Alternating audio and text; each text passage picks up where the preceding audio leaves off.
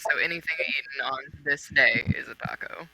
I see. Gotcha. Have you ever had a potato taco? What does that mean? You mean like a Spanish tortilla? No, a potato taco. Like a taco with potatoes in it? Yeah. Yes, I have. Okay. It was of my Mads own looks creation. shocked. It was putting the Fiesta potatoes in a Taco Bell taco.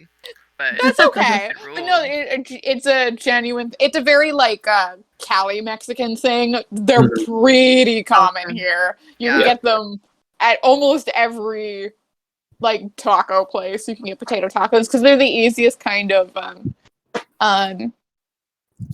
vegetarian taco, and they taste good. And Californians like them because they're the taco equivalent of a California burrito, which is the burrito with French fries in it. Yum. My God, you guys have every food on earth. Have you ever had mashed potato pizza? I have not. Baked potato pizza? Oh my god. Sorry, what? It's Huh? It's baked potato What? pizza. You just Oh, put baked like mashed potato pizza sounds more normal to me, I mean, but that's you put it on top and it tastes good. Wouldn't it get so soggy just you- leaching the extra moisture from the mashed potatoes? I don't know what they do. I don't know You what. is this a guys- Minnesotan delicacy I mean, Yeah. like professional pizza chains sell it. in Minnesota? Yeah, not 'Cause here. I've never seen that. Perhaps. Well, I would eat it. I will eat it. and like I usually mean, I do they'll have like love- bacon and stuff, cheese. I was gonna say, I do love a baked potato. Yeah. Like a baked potato soup is one of my. It's actually no, it's my favorite soup in the world. There's no comparison. Good. And I like to see other people have fun alterations on that. But like, I don't know about that one. I feel like a baked potato pizza would have to be like a baked potato like flatbread. Like putting Yeah. it in the true pizza Yeah. format sounds like a recipe for disaster. I'll show you Deep the dish. picture. I'm afraid of deep dish. Why? It would function. It would absolutely function in a deep dish concept. Vienna is so funny because Vienna like loves food and it's like if it's vegetarian I'll eat it, and then she'll be like, I've never had ramen. Ramen scares me. I don't eat deep dish pizza. Deep dish scares me. I was like, what? I've eaten it. I'll Why is eat this the things. line? I have preferences. I will eat whatever. I just have preferences. But you told me ramen scares you. I've had Yeah, it's ramen. not a preference. Phobia. Well, wait, no. Yeah, you told me before you had Right. never had ramen. I haven't. I've got mixed up. I've never had ramen like in a cup. I think like I had like a bite of someone's ramen, but yeah. Ooh, I guess that counts. looking for a pizza. My dad just sent me the picture of the scones in the oven and said, "Are they done?" I gave him one job. I was like, "Okay, I put the scones in. They should be probably done when the timer goes off. Just take care of it." And I come up here and now they're burning in the oven as he That's a waits for mess. my response. Bro, I had to tell when I moved in with Patrick's family, I had to tell Patrick's dad that he is not allowed to open up the oven door and stare at everything I'm baking every 5 Oh, minutes. that's, If he that's is how I God. bake. if he is Girl. insistent on looking at it, he can turn on the oven light and look at it that way. But I was like, it literally fucks up the baking if you open the door more than a tiny crack for like 10 Yes. seconds. Don't do it. And he was like, oh, and I was like, no, don't do it. literally. Okay, after looking it up, I am more accepting of mashed potato pizza because it looks like it is a flatbread. It is sans sauce, sans cheese. It You're is looking just at the like wrong a. one, then. This one definitely has Oh my cheese. god! Oh wow, Oh, this is so much worse. Oh, whoa. Damn. Whoa. No, this is worse than Fuck what I was y'all. looking I'll eat it. I will eat it. I don't care. That looks delightful. I'm not a pizza fan, okay? I will Know say that I'm here about for the you. baked potato. I'm not a big I pizza do fan. know that about you. Fine. I'm just Yeah. a hater. Oh, gross. Try this new food, except for if Vienna brings it up, then it's obviously horrible. But you're always like your Minnesota delicacies. Yeah, the things you're bringing up are kind of insane, in my opinion. He said, We Can I bring tell up you guys things about from my opinion. crazy pizza? See, we wouldn't be Please. shocked by your crazy pizza because we expect Australian food to be Yeah. here. You're on a different Fairy continent. toast. Vienna's fairly close to us. It's not toast, it's bread. Bread. Anyway. Go ahead, Egg. Oh, it's you know how, well, obviously pizza has the typical base that it's made of. No, it's schnitzel now. That just I get wants that. me. Is that weird? Yeah. Yeah, that sounds good. Oh, because I see it. It's I think Pizza Hut do it, and there's one nearby where I live, and so I see the sign for it. I'm like, To me, that's like, it's not pizza anymore. You're saying this is like a pizza is schnitzel. fired food. Yeah, exactly. Because it's like, it gotta be pizza to be pizza. Someone Pizza turned dough. off the oven. No! Go. I'll Go be right finish back. the baking Oh, I'm task. sorry. oh, My I God. relate. Scones are pretty sensitive with heat too. It's not a good time. okay. Then how about the Domino's pizza that they do, where I think it's got macaroni and cheese on it. That's not too weird. That's very American. Oh, It's a okay. good time. That's Harry's favorite pizza.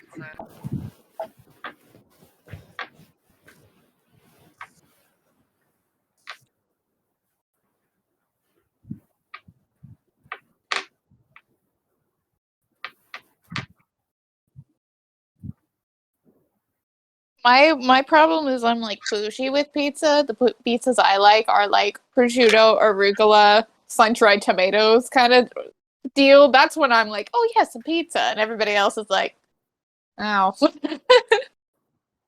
As in all things, Mooney has strong opinions. hmm No, of course. And the cats are fighting. I'm so sorry. That's okay. I like that that hiss that just cut off. Mm-hmm. How's Lila, Miss Vienna? She's hot. It's like 9. I thought you were gonna say she's high, and I was like, okay. Probably that too. No, it's 98 degrees and she's not having a good time. That's Oh. worse than it is Yeah. here. I'm sorry. Oh, She's having a sad little puppy time. Is it like 90? 98 is the high, or is it 98 like right now? Like right now. Oh my Well, god! I at guess this I should late say at like night? last I checked at like 4 p.m. Oh my god! Yeah, we're in a. I mean, to be fair, it's like at the lowest, it's probably like 85 right now. It says it's It can't still really dip. 98. That's cool. Yeah, I was gonna say it can only dip so much in 2 hours. Ew. Yeah. Do you guys have air conditioning in We your house? do, but Harry doesn't have it in his That's dorm, good. so he's dying for real. Yeah, that sounds like torture. Yeah. I would literally. Is it one of the cases where like some of the dorms are really old and then some of the dorms Yep. are like new and Yep. nice? Yeah, that was. See, that was the case at my college, and I had the old dorms, but I fucking love the old dorms. I had no problems. I saw the new ones, and I was like, I'm good. But the difference, the class difference, was not that high. See, I went to college in Washington, so air conditioning wasn't an issue because it was fucking freezing most of the Yeah. time. You'd think it Um, wouldn't be an issue but- here, but here we are. Yeah. Mm-hmm. The grade school I did a K through 8th grade. Didn't have any air conditioning, and because it was Southern California, there would genuinely be days where the teacher would go, okay, we just got word from the principal. It is officially so hot, we are legally not allowed to teach you anymore. We are turning off all the lights. Yep, You can that's just put your Celsius. head on the desk. Go nap. That's high. Turning off the lights. They- That's so sad. I guess they can't always send you home unless they just decide to cancel right away, because people can't necessarily come pick kids up. Yeah, and sometimes they would do that, but then they got really nice air conditioning right after I graduated. So Ray, immediately. are we all good? Are the scones safe? Whatever happens, happens. It's in God's hands now. Oh, Dad was like, don't worry. I set a timer for 10 minutes and I put him back in the oven. And I was like, Are you It's think over. you're the expert, sir? So stay tuned. I'll be eating those later. Or will I? I don't know. We'll see. Anyway. Okay, so I thought we would start out pre-session by reviewing some things. So this is the first time y'all have been back in the sanctuary in quite a while. You all have various things you want to do while here, mysteries you want to explore, things you want to move forward in kind of your personal plots as well as the larger plots. So I thought we would go around and you would tell me what you remember you want to do while you're here, and maybe if I remember something you don't, I will prompt you. But I think we'll start with Mads. For example, you were told by Elder Longfisher to seek out one of the elders, Elder Volate, because she is kind of the most likely person you haven't already talked to know something about your rescuer. So yeah, Mads, take it away. What are you exploring while we're in the sanctuary? While we're home. Yeah, I definitely want to do that. Clearly I have some pressing issues to attend to before that happens. But yeah, I also would like to go to Tuesday night marinara pasta night. Because that's in the books. I don't know what day of the week it is. It is, I believe, Thursday. Sunday evening. Oh no, I thought it was Thursday. All right. Well, yeah, get ready. And then I will double check because Mooney also asked me like canonically what's the date right now because Yeah. I looked at my letters, so I can actually true. tell you in just a minute. It is the evening of Sunday, September 20th, 1953. What day was it? Sunday, No, what was the number? the 20th. Thank you all. Aw, that's our anniversary. Did you do that on purpose? How would he have done that on purpose? We've gotten here from the start of this. Well, he could have just randomly picked a day. true. You could have been like, it's either the 19th or 20th. I'll say it's the 20th. I have too much faith in him, clearly. Yes. Well, yeah. So I'm gonna check in with that lady, past tonight, handle what needs to be handled in my immediate future, and also With a letter and such. yes, and then not in this order, but and then Metal wants to dip out if she doesn't have a job to do, so that she can go on her trip. Okay. Is the plan. There's also some potential secondary things you might want to do. There's like you found out something was weird about your knife. Maybe you could find someone to ask about that. Oh wait. There's of Yeah. course research opportunities in the sanctuary. You may be able to like research more about the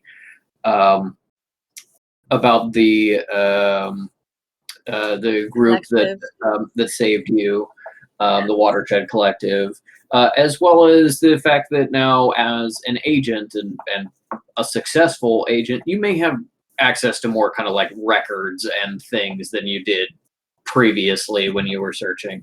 You know, things that are slightly more classified, things like that. Ooh, yes. I think she'll definitely do some major recon. So she's prepped and ready to go. But yes. And then the knife, was that how like she remembered that they were like undamaged? Okay. So yes. I think I want to go see our guy that makes I guess he makes the pasta. The one. Perfect. I figured he might know that, but okay. He. All right. All sounds good to me. Mooney, what do you say? What is Cal kind of doing in the sanctuary? I have a lot. She needs some R&R. You've promised me a sewing machine somewhere at the sanctuary. So, gonna find it. Hopefully, turn some of those items she got in the mail into fun little get-ups for, I don't know, Kekano, maybe other people. Oh, also Please to let clarify Ekano wear something a that little top hat. yeah. Yes. To clarify something that Mads and Ink said, Ink is right. Pasta night was on Thursday, not Not Tuesday. important. What? Okay, Got that okay. So memory, it's still a day guys. ways Yeah. off. Yeah, All a right. little bit. Well, it's gonna be God knows what'll happen between now and Thursday. Mhm. It's I gotta true. go to bed. All right. Okay, I'll just let Also, Noodle back in. genuinely, I did make this calendar and like decide what the actual dates we were doing because you kept talking about pasta night. I was like, oh, I did say that was like on a Thursday. I have to know when Thursday is Very now. important. Yeah. I'll go back. It's angel hair. Kitty tail. Okay, for Mooney, continue, please. Sorry. Yes. She needs to get all of her heresy out of the way in the next couple days. Before the necros arrive. So that mostly means mailing out letters and doing some snooping. The main suspicious amount of snooping she needs to do is she is going to look for a book and see if it is in the sanctuary library or if the sanctuary library has any sort of like lending loan system the way that real libraries do, and if they don't have it they can get her a copy of it. I want to look for a camera in the sanctuary.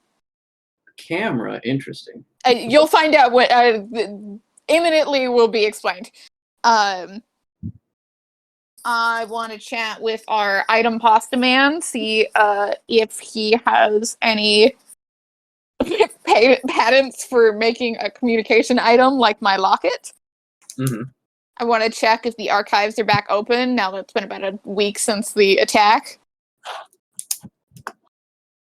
And then if they are open / I have access to things, do some snooping on like Cleric Angelus and stuff. Okay. Yeah, more kind of, specifically on Cleric Angelus, or like the more generally like what you were doing before, research on the different sanctuaries where necromancers could be, things like that. That, and I wanted to prove that I remembered a name. Yeah. Mm-hmm. No, proud of you. Thank you. Okay. Like the paint. Yeah, like the paint. Okay, let's go to Ink. What does Fish want to do in the sanctuary? Fish has I got didn't forget anything? Nothing important that springs to mind. Okay, sorry, go ahead. No, it's all good. Fish has got so much less on the agenda.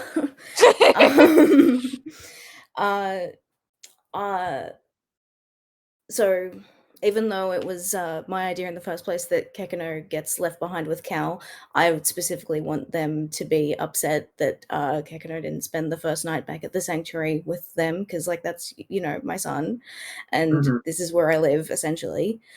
So like just to wait on that, like a I don't know, like a parent kids went out after curfew. I don't know. Just staring outside of Cal's door. Fish wants to like reconnect with Isle and like just make sure, hey, we're all good. Make sure everything is back to normal. With like, I don't know, that they might suggest a walk in the woods like old times. Wanted to check in with Elder Crown. Is he still like, is he around right now? Yeah, he's Grand Mage Crown is still hanging around the sanctuary. He lives here. He's got he doesn't have like the big apartment office of like the actual active council members, but he's got a little place. He lives here, and if you wanna see him, maybe it's a good day, maybe it's not. Maybe. It's just that since the brief interaction that Fish and Isle had with him, where he was, trying to keep the sanctuary from falling apart, I don't know. He's just been sort of at the back of their mind. Yeah. And then also just Also a symbol expert. yes. Sorry, way too excited. And then also just digging around for more info on the name Elder Longfisher gave. I believe it was Kitsune something. Kitsune Oshiberry, I believe. Kitsune Oshiberry. So yes, ask about that. And but I think that's about it for me. In addition to asking around, kind of same with metal, and that you can also search kind of like in archives. You might be able to find references to him. Elder Longfisher was kind of implying that he was always kind of getting into trouble, so maybe he's got like a criminal record you could find or something like that. You may be able to find information about, where he is or how to contact him or things like that. Yeah. Okay, cool.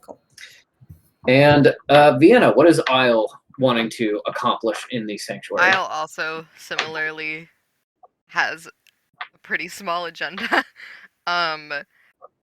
Yeah, right. I'm sure I've forgotten a name Elder Longfisher told me. Oh no, I'm just saying. Got a plan. Gotta have God a has fuck a plan list. for Isle. Gotta extend the fuck God has a plan for all of us. I think that Isle has peopled very intensely for for an extended period of time. So Isle may say, yes, I'll go on a walk in the woods with you, and then just leave Fish behind. Like, there'll be like a solid 10 minutes of conversation, and then she'll be like, all right, that was it. You can leave now, and keep going. I think that she would maybe be interested in helping Metal because she senses that Connie was not hiding some things, but maybe that Connie wasn't very forthright, and clearly there was more stuff going on there. She'd be interested about that.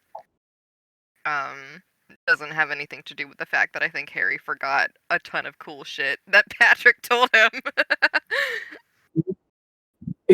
Based Funnily on what enough, I know about Harry Larsh. I mean,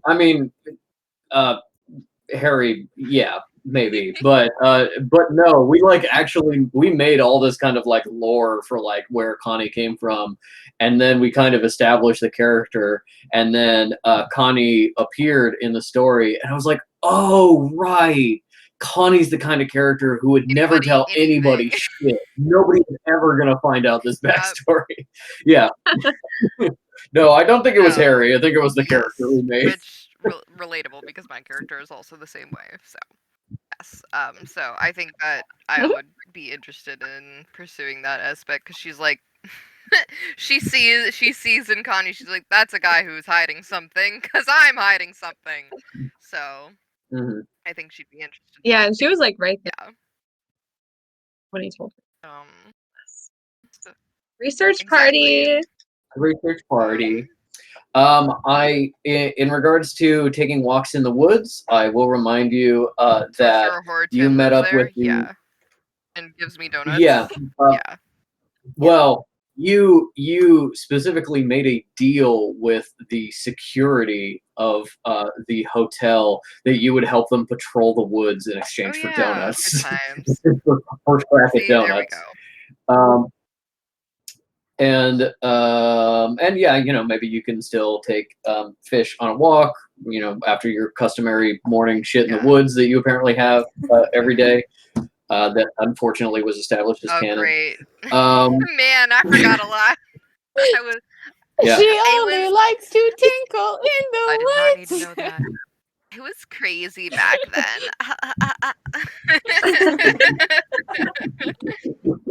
I think every time of you being like, I accidentally made Kristoff my D&D. Devastating for me. Yeah. One thing I just recalled that Cal may be interested in following up on. You already have a lot, but She's a Tinnitus. busy gal. Yeah, Tinnitus said to you something about kind of like the deal with the sanctuary has kind of been renegotiated a little bit based on kind of your helping with these missions and getting the information about the guy on the train. And as for the group as a whole, Tinnitus actually left a message with Elder Longfisher that she passed off to you, that something actually came out of that, the information that you passed along through Tinnitus. About the guy you fought on the train, something happened with that information. It was actionable, and that there is some result to you for that they wanted to debrief about in person. So that may be getting into something as well. So with that, I think we will do our quick recap after kind of narrowly escaping Picklesburg and the horrible Canton and Carmine and their slug creatures. You finally managed to get back home, picked up from the train station by Metal's friends, the Scythe Dirk Sims, and her friend from the hotel, who drove you back to the sanctuary. Fish got knocked out in the process and was subsequently rudely awoken just to ask if Wilma was okay with staying outside in her little pen, which she was. And you all headed down into the sanctuary where things were kind of slowing and quieting for the evening, and you met Tops, the Kranga receptionist, who had some mail for Metal and quite a lot of mail for Cal. As you retreated towards your various rooms to resting, dinner, sleep, or fervently opening mail, you cross paths with Ambassador Flores, who helped prep you for the mission north. And he said, oh, it's late at night. Come see me first thing tomorrow to do a debrief. So that's something you'll probably need to do tomorrow. But for tonight, we have all of you helping Cal with her packages and trunks and various stuff back to her room. Metal taking Swifty and returning to her room with her letter to see what she can do about that. I believe both Isle and Fish talked about going back to their shared room and face planting on the mattress in order to sleep, and Kekino being given to Cal, who kind of in the shuffle forgot that she asked Kekino to come in with her. And so while it is late at night and there are many things for tomorrow, we will first shift on what is tonight. Cal entering her rooms. The magical overhead light only really has one brightness, but she's managed to string up a little bit of extra cloth to shadow the room a little bit, darken it a little bit, bright enough so that she can read without eye strain, but most of you would find it to be a dark little cave. And she is there with all of her packages, and unbeknownst to her, Kekino takes off her veil because she can't see with it on in the room, and starts unloading her packages. As you go through and you open the top hat, the coat, and the other things, and find the secret letters within them, express your emotions at what you're finding, what you're reading. It is very like fervent anxiety. She's a fast reader, so she's kind of burning through those, especially burning through the older smoke damaged packages and letters, and she moves up to the new one. I think her pace significantly slows when she takes the envelope out of the pocket of the skirt. She opens the fresh, pristine white paper and reads a letter that was written only a month before. And she is not that surprised, but a little surprised, and mostly immensely relieved, and also worried. And also just feels a sense of security and warmth that she hasn't in a very long time, that is kind of immediately hammered back by anxiety and fear.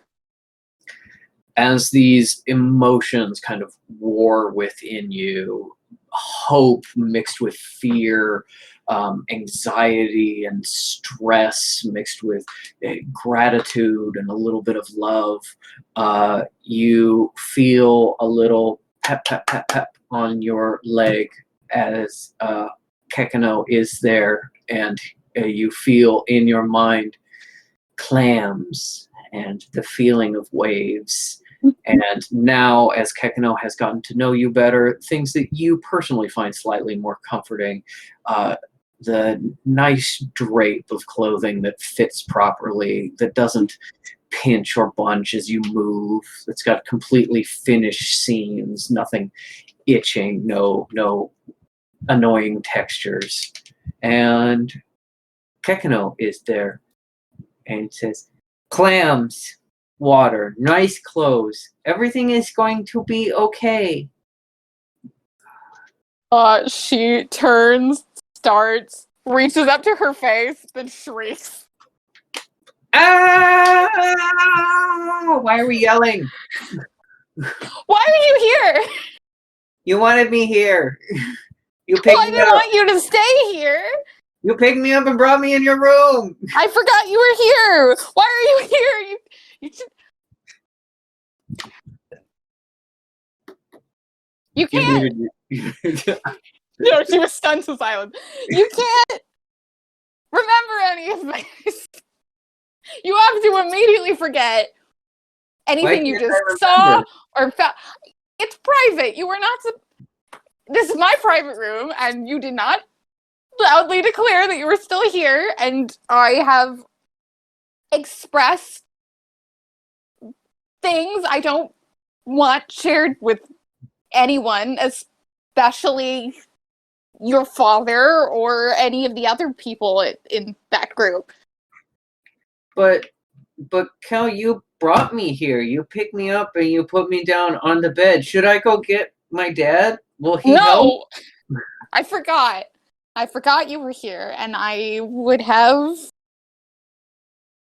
been better about keeping properly veiled if I remembered you were here. Oh, okay. I'm sorry that your forgetting made you sad. Clams and clothes and nice things, they're there. Do you want me in your lap? And he doesn't wait for an answer. He's kind of like scooting into your lap and being like, I don't really understand why my presence is the thing stressing you out, but I only know one way to deal with this. She picks up Kekno and she goes, "What are you planning on doing with this information?" What information? My face! My feelings! You cannot pretend to be ignorant, Theo. Yes, you have a face. I assumed so. Everybody else has a face, but you had a cloth thing, so I assumed you had a face thing under the cloth. Answer the question. What was the question? What do you plan on doing with the information you've learned that you keep psychically in your mind?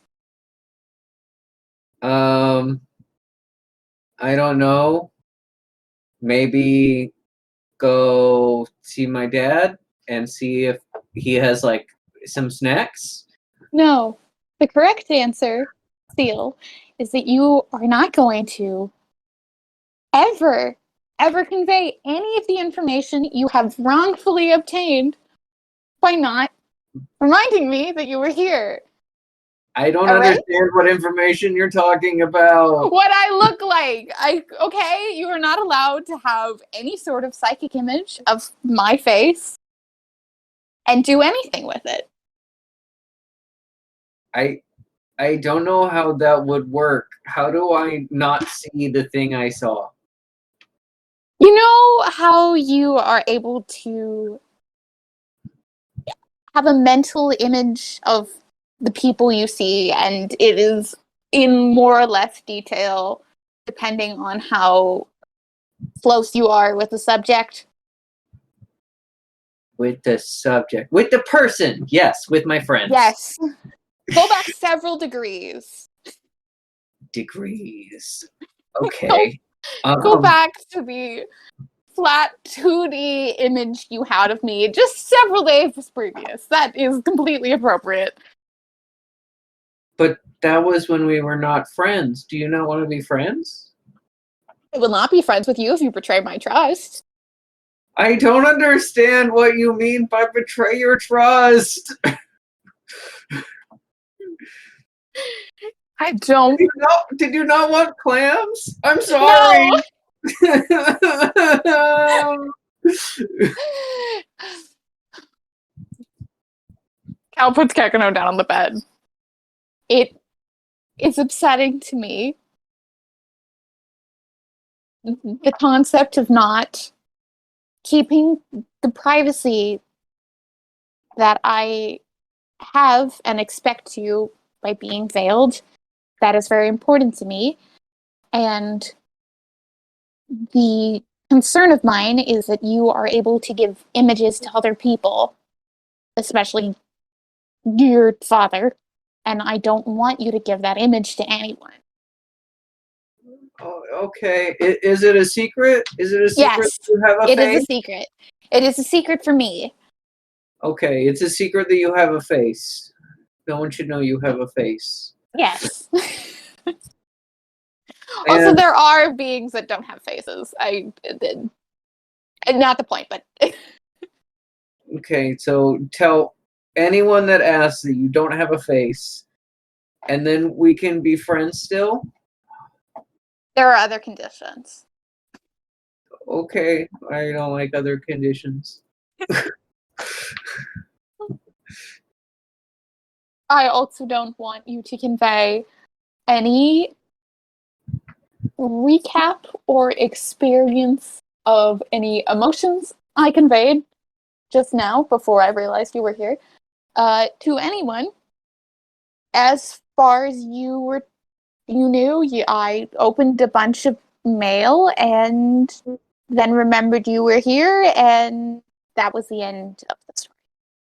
But you were sad and happy and stressed and anxious. So's a No. lot of other people. No. Is it a secret you have emotions too? Yes. Oh. I don't know if I'm good with secrets. Your father is good for secrets. He'll be so proud that you have your own secrets. Persuasion check.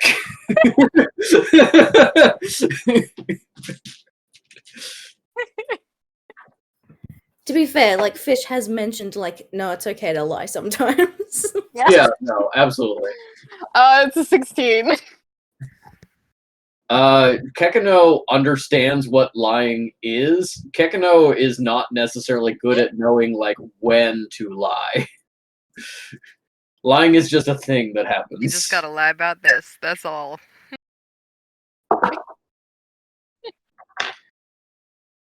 Okay, I understand. I will have secrets, and Dad will be very proud of me because you don't have a face or emotions.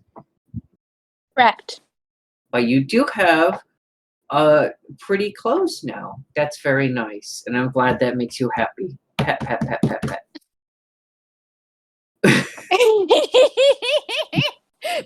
Cal's POV. Really? She exhales and then gives Kekno a little pat on the head, and she says, "Is there anything you expect in return for your discretion?" Discretion is a word that means keeping secrets. Oh, well, you said Dad would like it. I want you to not be frightened or anxious. I want you to be happy and things to be nice. And I also want to explore this new place that Dad says is his house home and maybe have a snack. Do you want me to let you out? You can probably sneak back in before they fall asleep. I would like to make you happy. I am very happy being alone. I don't think that's true. You have been happy with the others and had good times. But then sometimes you get stressed with the others, and I don't understand. I believe you're going to learn a lot, and you have already learned quite a bit. I think you are going to continue to learn things, and the things that seem incomprehensible to you now are going to make sense in a matter of days or weeks. I guess I like learning things if they make people, and especially my dad, happy. You're going to learn things that are not going to make people happy. I don't want to learn those. You don't want to grow? I want to make people happy and take care of my dad and be helpful and sometimes eat clams and maybe some fish. And I want to run around and I want Isle to bowl me. And I slide around the ground and I want to climb on people and give them hugs and little slaps. And I want to do fun things and play games. I don't know that I want to learn things that will make people sad.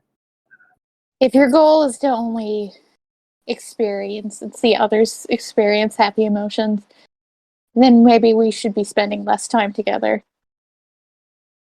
I don't want to spend less time with you. You're my friend. I am afraid I will be disappointing you then.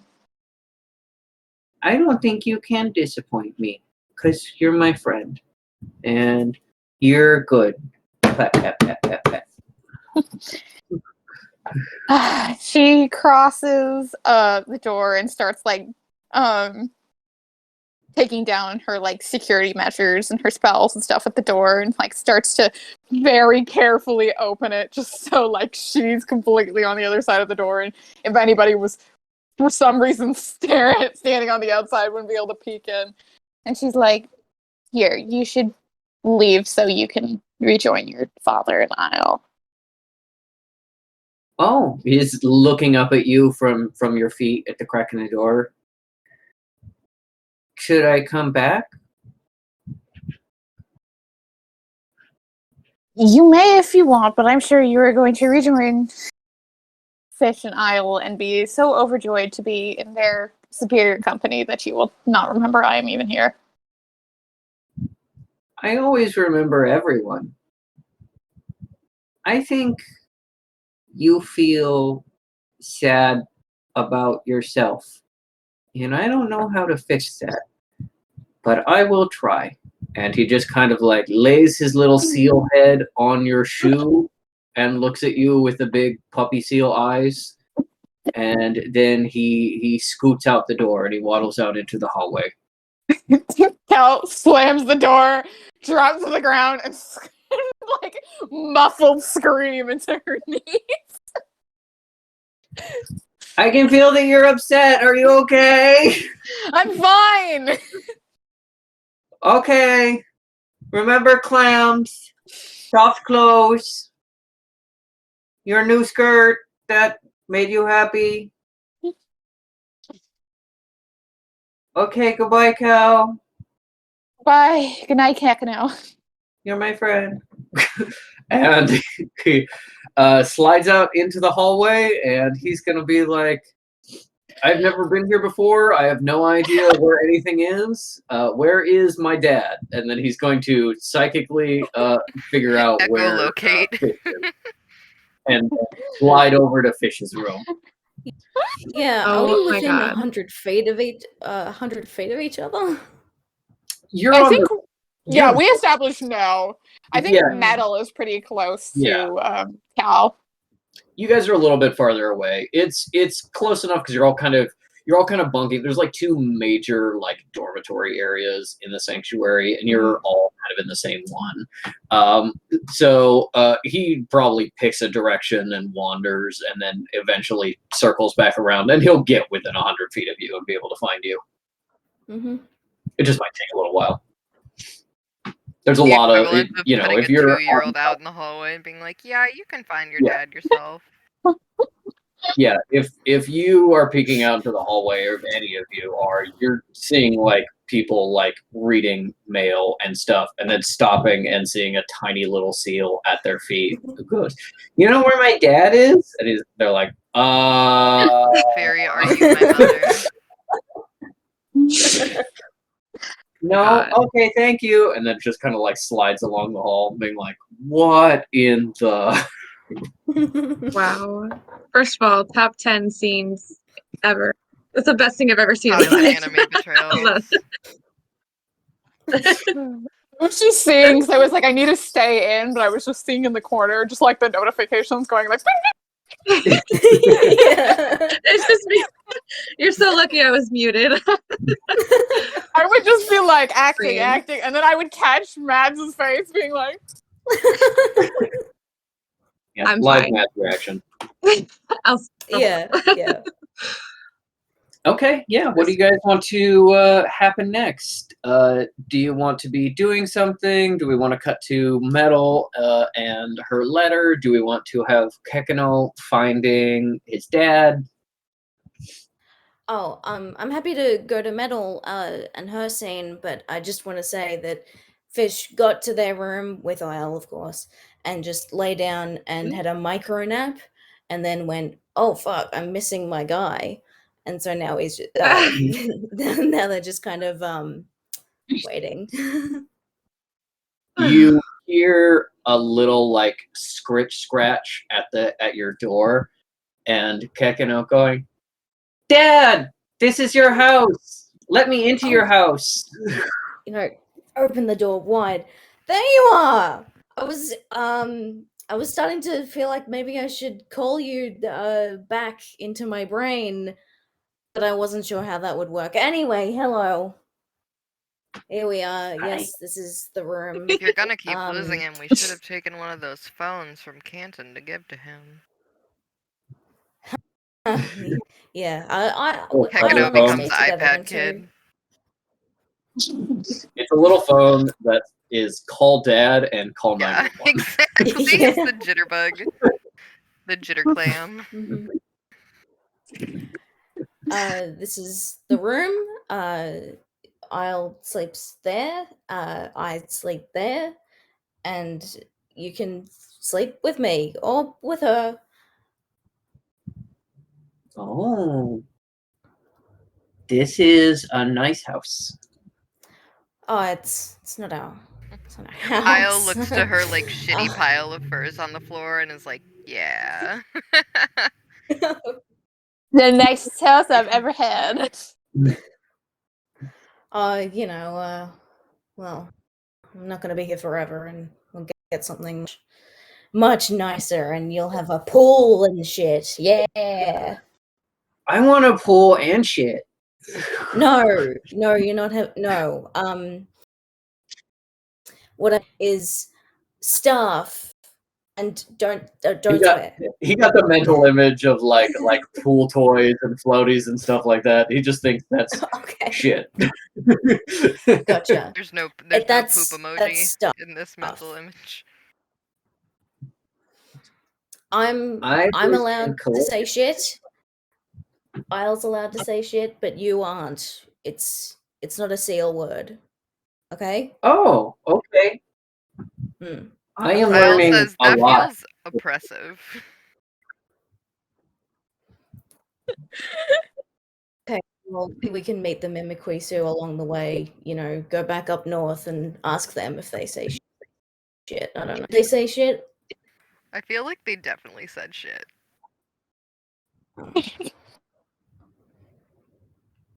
Okay. Well, I don't think they well, said shit, okay. but they did say in their language, because you did like see them very briefly on the way back after Kekino was dead. Hmm. They did say in English, I think it would be, and you get an image of We hear the of SpongeBob dolphin chitter. it's like the equivalent of like fish penis. It's just like some sort of aquatic swear. It's just that Oh my God. makes no sense in English and has no context. Okay. Well, Isle don't watches that one in her go brain. repeating that. Okay, I'm learning a lot tonight. I was Yeah. in Caligulus' house. Oh yeah. Oh, that's okay. Yeah, that's what I thought. Yeah. She would teach me things that would make me sad.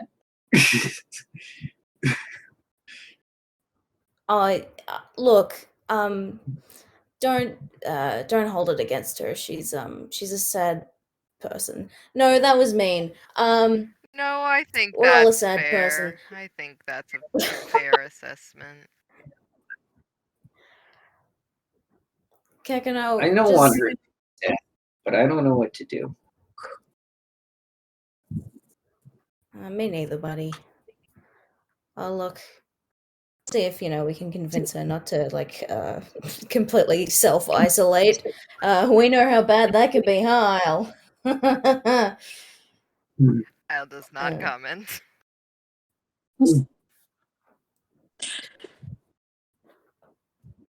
Do you think that snacks will help? Snacks help I'll feel better. Oh, totally. What do you want? What do you feel like? Food. I liked Sweet. the fish and the flatbread into Clanlands, and I like clams, of course. And there was this thing at the farm, and you just like get a view of like chicken feed. He's just like when he was unsupervised, just kind of like eating it off the ground.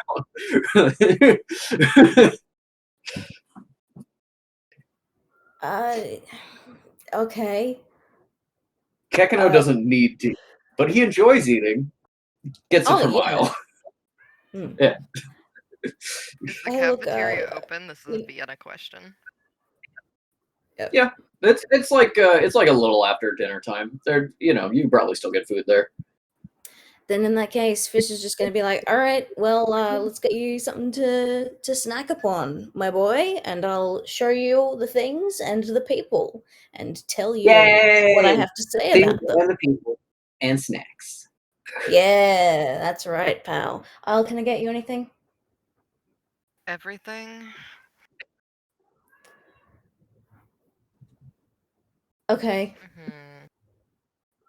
Yeah. Yep. Just a plate of it. Yep. Okay. All of it. Yep. All right.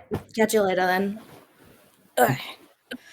Up, out with Kekano.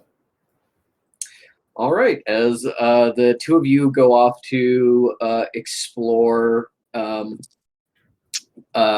you show Kekino around. I'll resting a bit, maybe getting some alone time. We have two people that I think are probably going to be responding to or trying to figure out a response to some letters. So what is Metal doing now that she's sequestered herself in her room with this message she received? Okay. Metal is like she basically like walked in, dropped her stuff on the ground, and is like pacing with like her like biting her nails and is like looking at the letter and then like like thinking. Does she have a phone in her room? There are no like landlines or anything in the room. There are phones in most of like the little offices. Um, so you could probably go to like the administrator's office and ask them to to use their phone, or you are technically an agent now, so you can go to the agent's office, which is usually empty, and they got some phones. Like you can find them around, but not like in your room. You would have to go out. Yeah. Okay. Also, if she calls home, is it a reasonable hour for that call to happen? Calls tend to go through Manfred. It's pretty rare for your aunt to actually pick up the phone, and it's a reasonable hour for him. Okay. Okay, cool. Okay. Yeah, so she's pacing, she's biting her nails, and then she's like, okay. And then she leaves her room and goes probably to the agent's office. Okay. And I think like when she walked in earlier, it was like, hi Barbie, hi Ken, hi Barbie. And now on this walk, it's like the next day when Barbie's like having an existential crisis. She's like, hi Barbie. Okay, hi Barbie. And I was like moving to the office. Okay. You are walking into the office. You know where the agent's office is, although you haven't really had a reason to go there for any reason. The agents kind of keep to themselves, and kind of more importantly, they're usually not around. From what you know of the agents, they're off on a mission. Could be, getting some info, talking to people, spying on others, or doing some kind of physical work for the sanctuary. But the office is usually pretty much empty, and because of that, it's not a big place. You go in. The door is kept unlocked because, for the most part, nothing sensitive is kept here. And there's a couple of desks. Some of them have name plaques. You can see like Agent Squire's desk, for example, and stuff like that. But people kind of seem to share since they're not here to use their desks very often. There is a locked door leading into kind of the agent's archives. That's like the secure area here. And that is one of the more secure places in the sanctuary. And then you see sitting at kind of a larger desk in the back of the room is somebody just like kind of a single lamp on in the night, eating at his desk. Just kind of working away, sandwich in one hand, writing with the other. You see someone else in this room with you. He's kind of a shorter guy, red hair, but just like absolutely coated with freckles, of the kind of somebody who's pale but like goes outside a lot. Here comes that Vienna fuck list. Yeah, well, I was not meeting this guy yet. I said Vienna fuck list. Yeah. But yeah, he just kind of like looks up as you come in, and it's like, "Oh, hey, oh shit, Agent Vaunt, that's right. Yes. Yeah. Hey, yeah, we never like met, talked on the phone, Agent Hedge." Oh. Hello. Thanks for taking my call. Appreciate it. Yeah, I mean, that's what I'm here for. I got a report here from Squire. He said things came out okay. Nobody died. Sensitive Mercy's got the situation with the mortals under control and stuff like that. He hasn't made a full report yet, but he said there was some like stuff missing, some people they couldn't find. You know anything about that? Kind of. That is a shame that they couldn't find it. I don't know if I'm allowed to tell this man anything. Yeah, well, whatever. We'll do a full debrief once I get that report. Sorry, was there something you needed? Oh, I just need to make a call. Just wanted to borrow a phone. Yeah, sure. No, go for it. We prefer that nobody use these lines for phone sex. Other than that, have at it. There's a free desk Hey, over there yeah, if you want it. great. Okay, yep. And she's just gonna go over there. Fish goes, damn. It's only because we've had a problem with it before. Yeah, I'm sure. Yeah. Okay. Well, Fish goes, why did I bother get Sarah's phone number? nice to meet you. Thank you. Yep. And then she's gonna call her old house and hope for the best. Calling her old house. There is you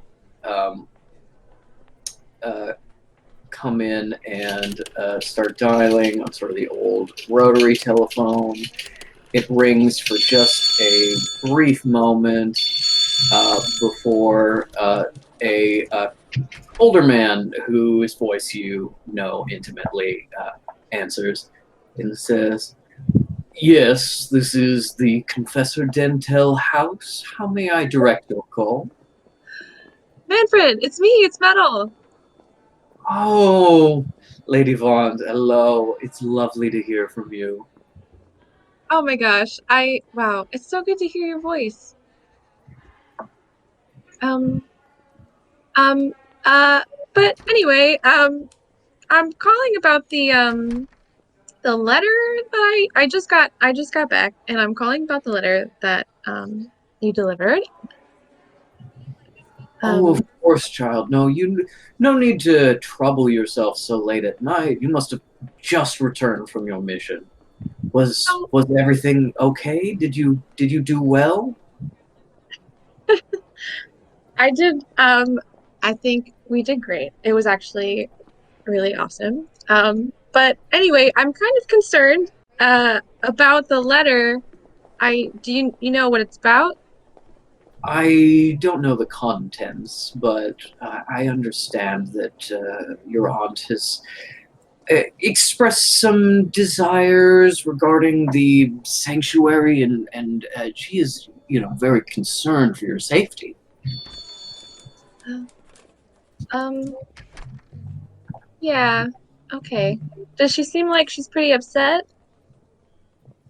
I believe she is very upset at the council, and upset that they would uh, put someone like your ladyship in such a situation.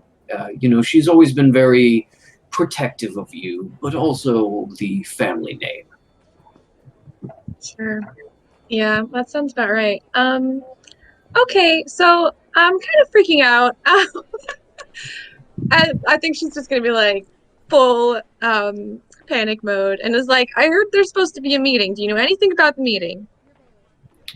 There is a meeting of the society. I believe they're trying to schedule, maybe in a few days. I'm not quite sure. Let me check her calendar just one Please, moment. please, that would be great. It looks like nothing set yet, but she is trying to organize a meeting at the main society hall in, it looks like perhaps this Wednesday.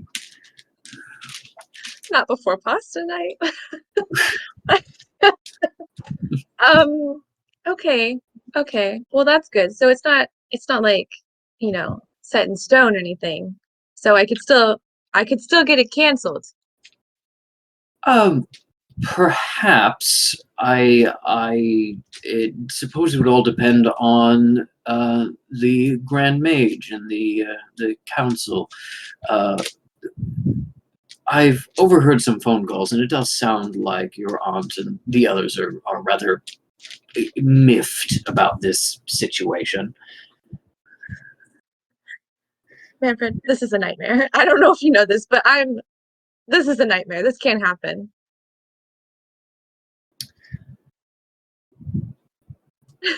Lady Vaughn, Metal, Mhm. you know that I have always looked out for you and that your aunt is a lovely woman, but does not necessarily always understand you. I would say it is fair to say. Yeah, that's fair to say. If it is not your desire to go to this meeting or something else that Lady Dentel has asked of you, please ask me, and if I can help, I will. Okay. I I can't go back there. You know how long it took me to leave. I do, I need your help. of course. Would you like me to connect you to Lady Dentel to speak about this immediately? Um, well, what time is it? Is she like, what do you think now would be a good time? I can't call it a bad time. She has dined for the evening, and I believe she has retired to the sitting room with a caller. I believe it was Mr. Roundabout of the society. They're discussing something or another. I'm afraid I haven't been in to serve tea yet, so I do not know what the discussion is about. Okay. Well, I can't interrupt her. So, okay. Okay. Well, how about if it's not too late, if you go and serve tea, okay?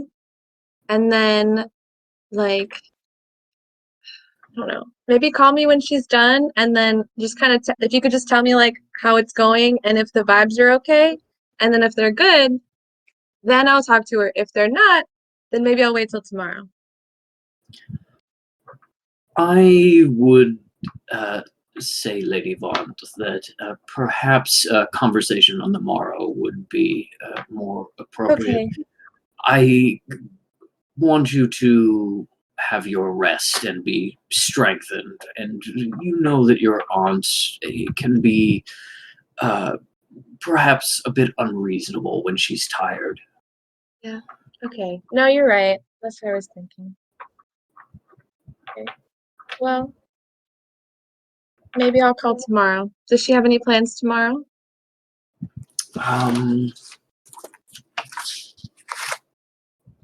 She was sending me to the hotel tomorrow in order to leave a letter for Elder Delore.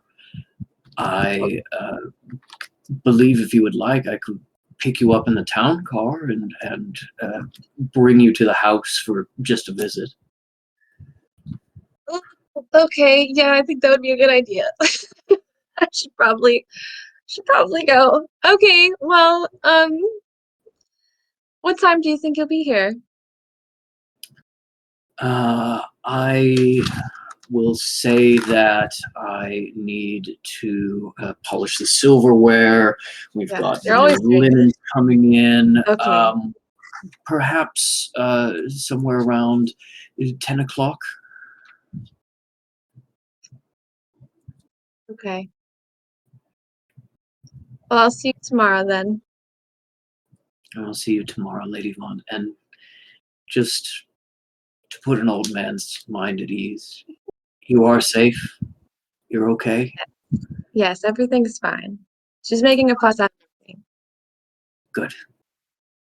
Good. Well, it's lovely to talk to you. It is always a pleasure to hear you. I miss you. Good night. I miss you too. Okay. Click. Oh no. As soon as she hangs up, she's like, no. Oh no. Okay. And then she's gonna get up and then realize that guy's still over there and be like, Yeah, he's kind of looking at you with a sandwich. He's like, "You good?" Yes, excuse me. Thank you. Okay, have a good night. See you around. Yeah, that's all. Come back anytime. Thank you. Yeah. She's gonna walk sadly back into her room. Or like to her room. I don't know if she runs into anybody, but Well, I was going to ask, is the office anywhere near close to the cafeteria? So perhaps a certain seal could sense a certain distress. it Techno is. learns what anxiety is from this one singular night. not this. Yeah. These are the cutest pictures. Stop. That's literally it. That's I was literally me. literally like, it's Oliver and Company. Oh my god. Yeah. It's Damn. Oliver and Company. I've not even thought of Your aunt is the bitchy dog. it. Actually, yeah, no. The agent's office is on the same floor as the cafeteria, and it's not in the. It's not like in the same place. It's not right next to it. It's absolutely like on the way there or back if you want to run into Metal. I He's think walking that would be sadly. good. What do you think, Matt? I hope so. Yes. Okay. You are back in the hallway, wandering around. You perhaps are a little bit nervous, kind of startling a little bit because you never know when someone could be around the corner. Maybe like Elder Delore, who may want to talk to you about your aunt, or Yeah, I hope that's not happening. other Yeah, society members are saying she's here. definitely like just like head down. And she brought the letter with her to the office, so she's definitely like holding that. Mhm. And is just like anxiously like, "Hi Barbie, okay, hi Barbie, okay," and then keeps going. Give me a stealth roll. No. And I'm just gonna roll a luck check to see if anyone else you know and maybe don't want to see are out and about. This is a nightmare. She was so excited to be home. Oh, I rolled. Hold on. I rolled. Didn't even open kiln. Hold on.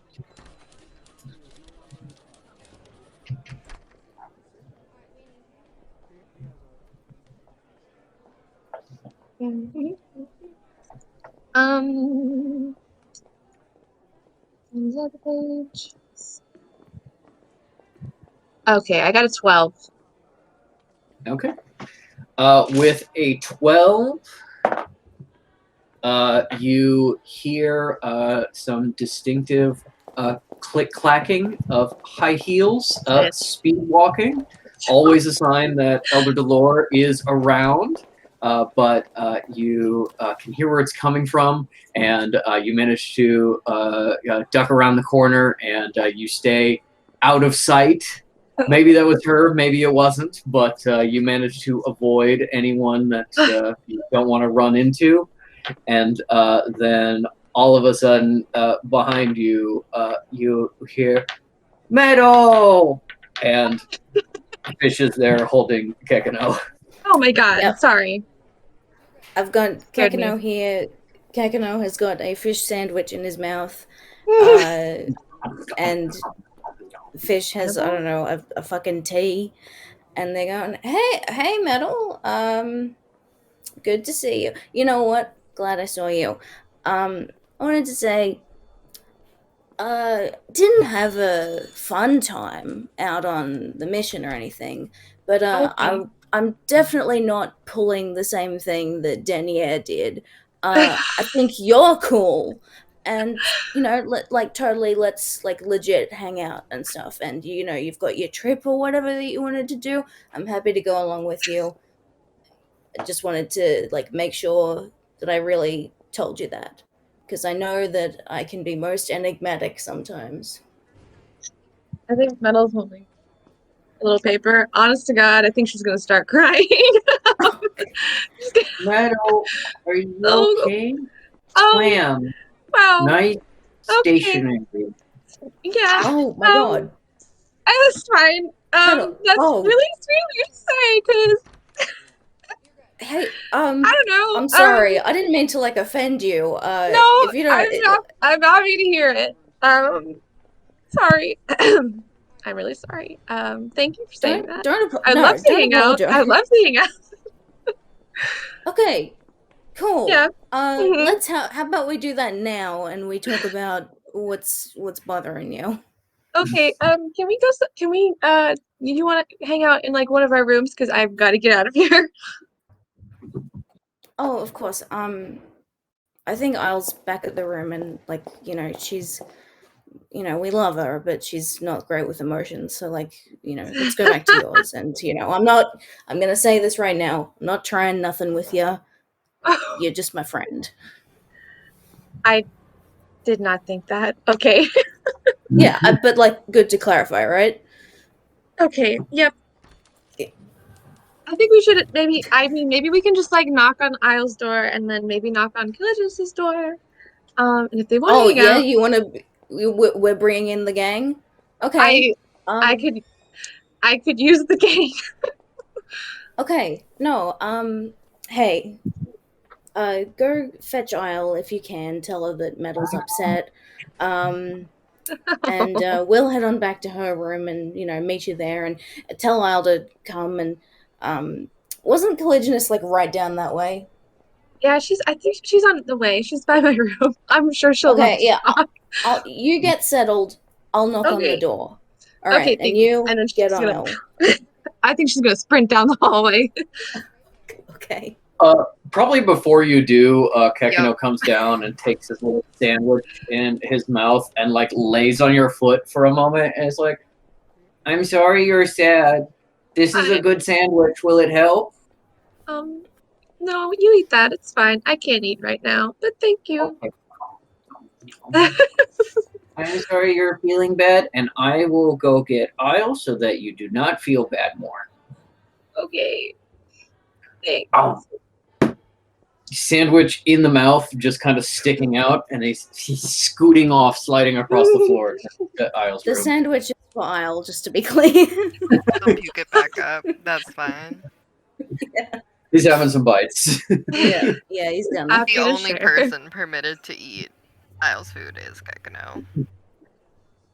Yep. Okay, so and Fish is gonna follow down where Metal went. See that she got to like her room and is like, all right, well, Collisionus's Denier's room was here. Come over and just like, hey, it's no. it's Fish from the past week.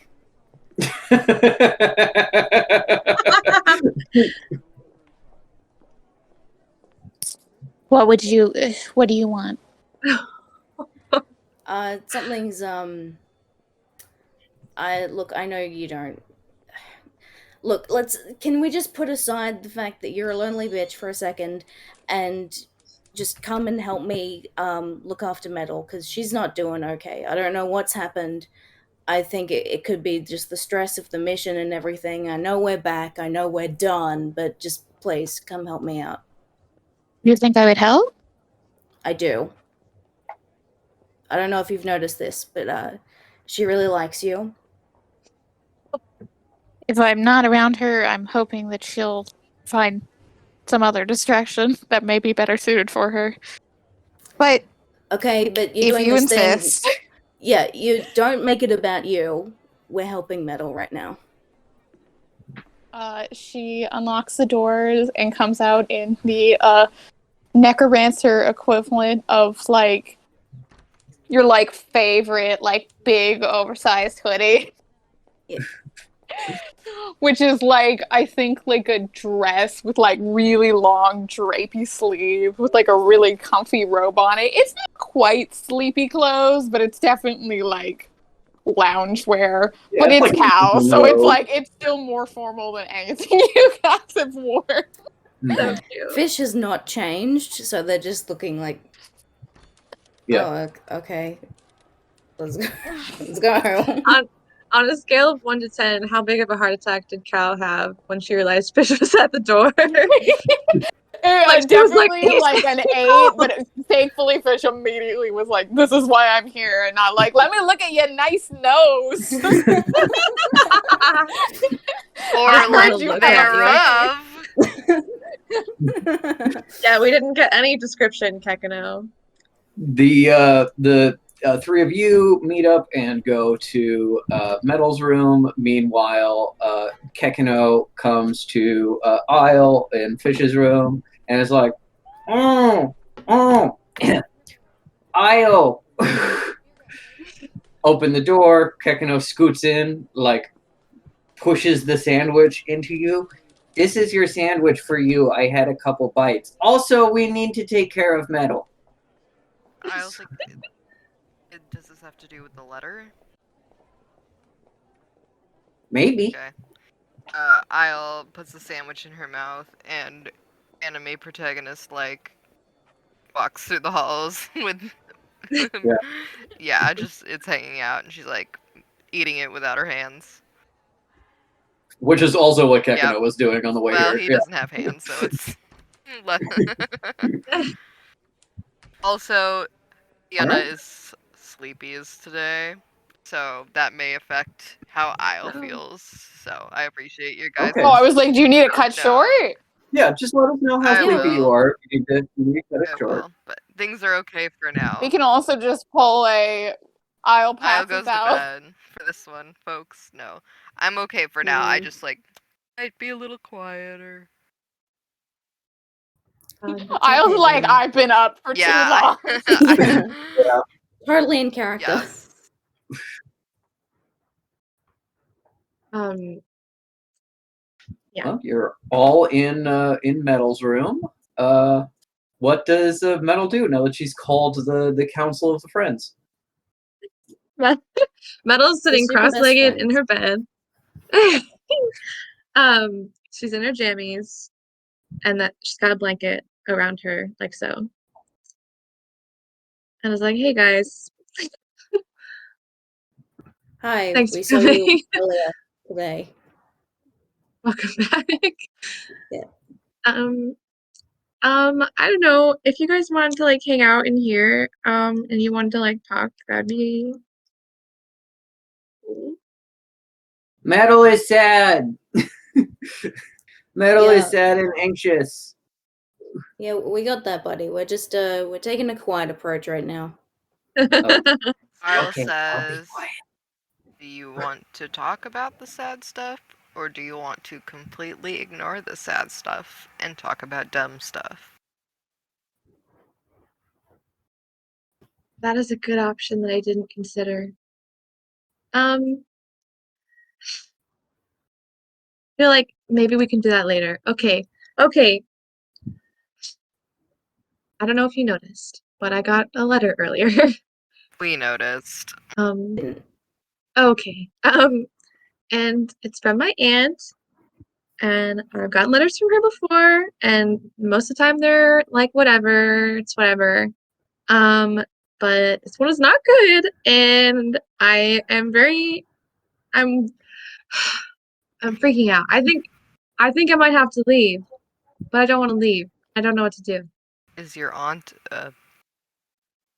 why would you need to leave? Yeah. I thought you were gonna say, "Is your aunt a I bitch?" was. Isle was. And then she was like, right, Maybe you were not. sensitive. I don't know. Yeah. Isle in the rare Yes. self-censorship. Just to go hold this for later.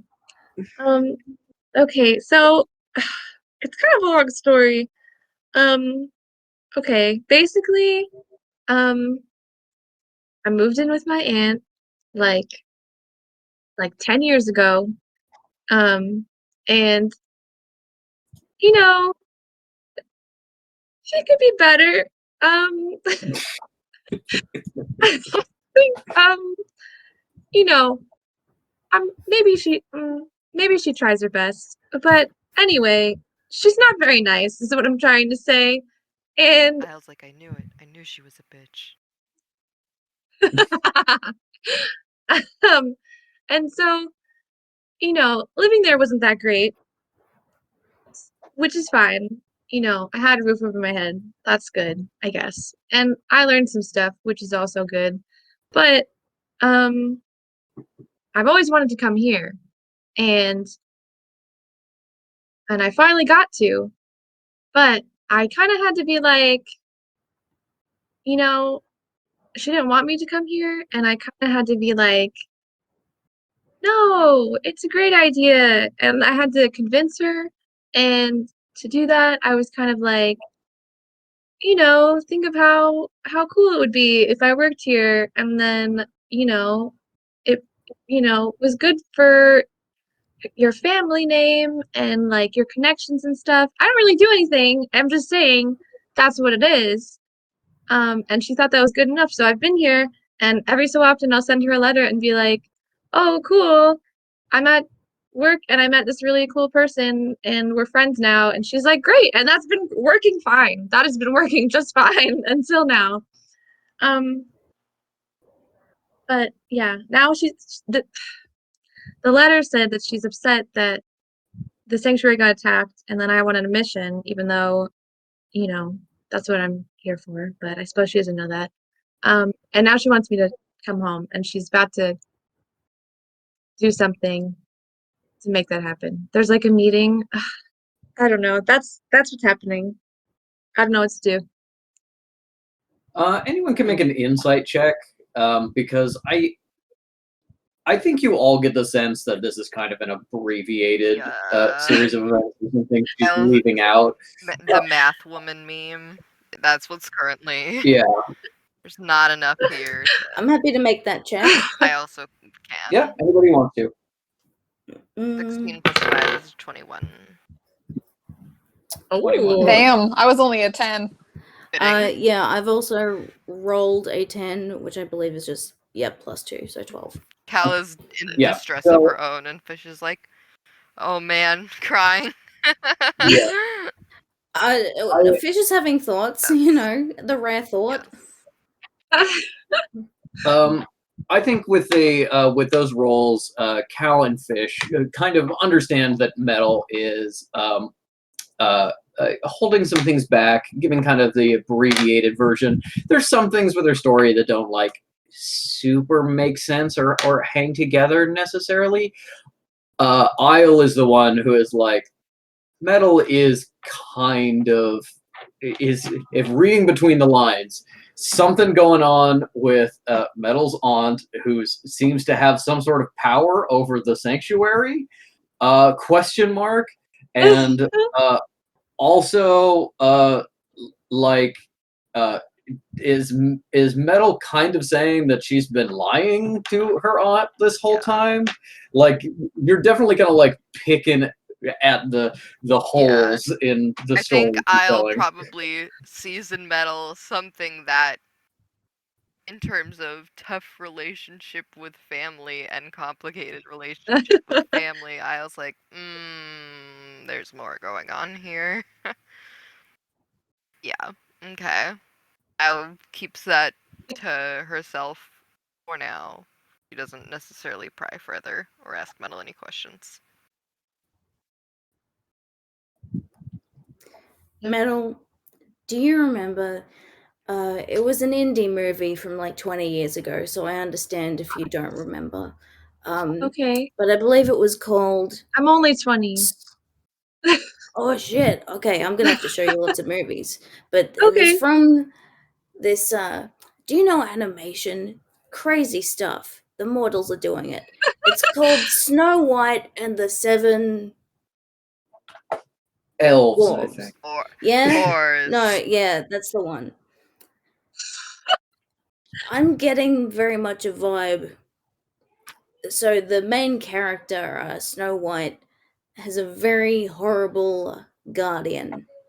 I'm just getting the sense that it's similar here. And for Snow White, the best thing for her to do was get the fuck out of there. So, let's not have you go back there. Okay. Yeah. Following that up, Cal says, "What is your dependency on your aunt?" I mean, well, now that I live here, like I'm good.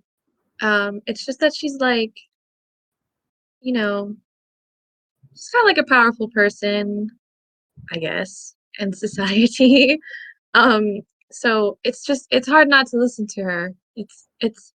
We're family. It's all it's a mess. And I thought I could just, you know, forget about it if I'm just here all the time. But then she keeps sending me letters and I keep having to, say something. And You could join a different sanctuary. I was gonna Oh. say you could try leaving the country. That's what I Okay. did. Cool, just nods. Or just the what? Just was like, that's what I would do. Listen, Metal, you go in the woods for a week. We tell her that you died, and then you come back and it's fine. Okay, Quinn that's just looks at Isle and says, "That does work." I was like, I'm aware. My go-to move. Metal's I've like, gotten out of every restaurant tab I've ever run up. okay, well, I can see that we also have a lot to talk about between you guys, but okay, so the main thing is I want to live here. I love it here, and this is like my home. I can't leave here, but I can't get rid of this problem. Who is And your I'm aunt? so yeah. Um, Okay, right. I think I'm understanding now. We need to get rid of this problem. wait, I'll nod knowingly. no. So I'm. No? I'll notice if she went missing. Is she that important? Yes, people would notice. And But would they mind? I mean, I don't know about that. Um, well, okay, so before I ran into Fish, I called home and we have like a butler, whatever. Anyway, You have I'm a like pretty close with butler? him. Anyway, I called him and he said he's gonna come tomorrow and he could take me there and maybe I could talk to her and get out of with what she's trying to do, but And you have it's a not very plan for what you're going to tell her?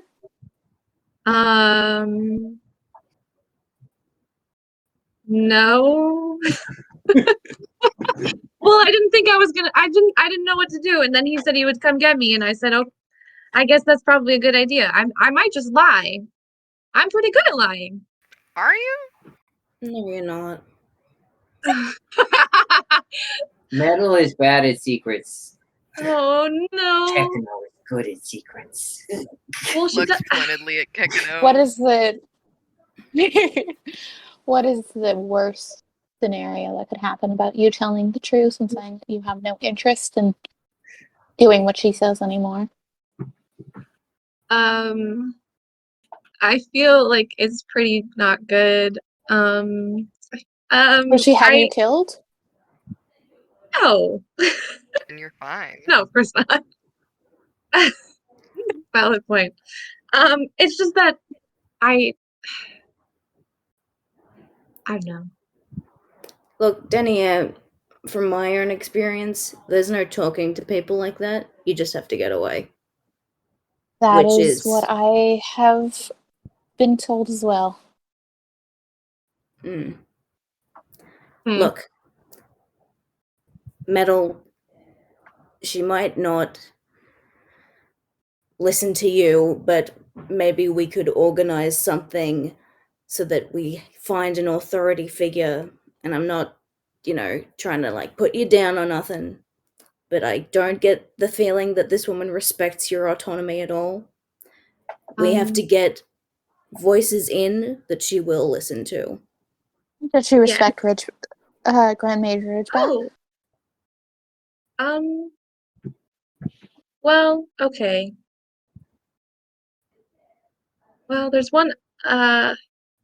well, Elder Dolores is here, but I mean, it would be really hard to convince her.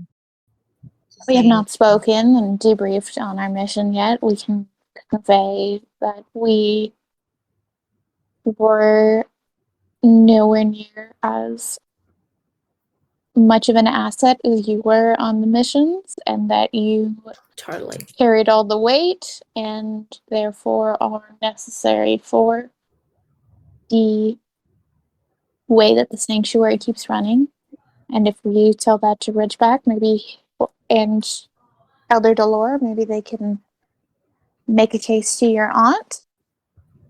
Yeah, like if I just talked about that I did a really good job and everyone loves me here and everything's really, really great and I'm like making such an impact and influence and stuff. What would you be doing if you were with your aunt? What would she have you do instead? Um, I don't know, something like really boring. And when I lived there, all I did was go to parties and polish silverware and like, you know, take piano lessons, and that's like cool and all, but Oh, you didn't polish silverware. So polishing silverware is not a ladylike activity. Not I unless you I were helping Your management old and man your aunt friend wasn't with looking. silverware to polish. yeah, I was doing that. I was hanging out with him for sure. But yeah, it's just that she wants me to be like a lady, which is like, you know, not a bad thing, and in fact is sometimes cool, but I just have so much I want to do, and I can't do that there. So anyway, yeah, that's what's Madeline, happening. Anyway, hold this seal. And Hold don't me. and don't worry about it. I don't know the solution right now. But I'm not gonna let you go back there. You are your own person. You're my friend. A new friend, to be sure, but still a friend. And we're not gonna let you be trapped in a gilded cage. okay, thanks guys. I feel a little bit better. I'm still freaking out, but I feel thanks for coming in here and hanging out with me. I missed you. It's Yeah, been we 2 got back hours. just like a few hours ago, but I yeah, I just love same. hanging out. I don't know. We were together for like a long time, and then you just went back to our separate rooms. I don't know. You guys at least share a room. That's cool. Anyway, if anybody else wants to share, we could have like a sleepover in here if you wanted. I'll do a sleepover with you, Metal. Okay. I'll says, Can I do like oh, an insight check on Collisionist? Sorry. She's in the corner like, Yeah, what's the vibe? What is the vibe? glaring at the seal like no more truth or fucking dare, seal. Ekano is like, true. True. I'm Yeah. gonna do an insight check. Oh, Okay. it is not good. It is. Oh, I have a +4. Okay, it's 11. Oh, that's not too bad. You realize that Hal has never followed up on what her mail was, and is probably thinking about that. Oh, oh, hey. not even paying attention. Speaking of mail, did you get something like? Did you get like a lot of cool stuff? You got so many packages. Were you expecting them? I was told by a member of my temple to expect things when I returned to the sanctuary. I was there. Yeah, no, she told me about it that you wouldn't get off this fucking call, and she had to yell and make you leave. Yep. Yes, that was all there was to it. Yeah. I'll nod sagely. What? So what did you get? Anything cool? Like a care It was package? mostly very smoke damaged, Oh, as the Kranka said. Yeah. So I don't know if I can make any use of the items. Oh. I will try to soak And them wildfires. and see if that will fix the scent. I can ask Manfred because sometimes when I was practicing magic, I was never very good at it at first, and I got myself into some stuff. So maybe he has something. I'll ask him. That is kind of you. Mm-hmm. Okay. Mm-hmm. Yep. Well, She clears her throat and she goes, I have your aunt reminds me of my pagan of my temple. So I will say he is not a cruel man, just one who is not very lenient in his expectations. Yeah. I will say that I know what the consequences of disobeying him is, but there are more creative ways to live with somebody's rules over you than you may initially think. And That's good remember, to know. just leaving is an option. She turns to Isle and she says, I don't think there is much way to do that without abandoning her life here at the sanctuary. And that seems to be a non-negotiable metal. Yeah.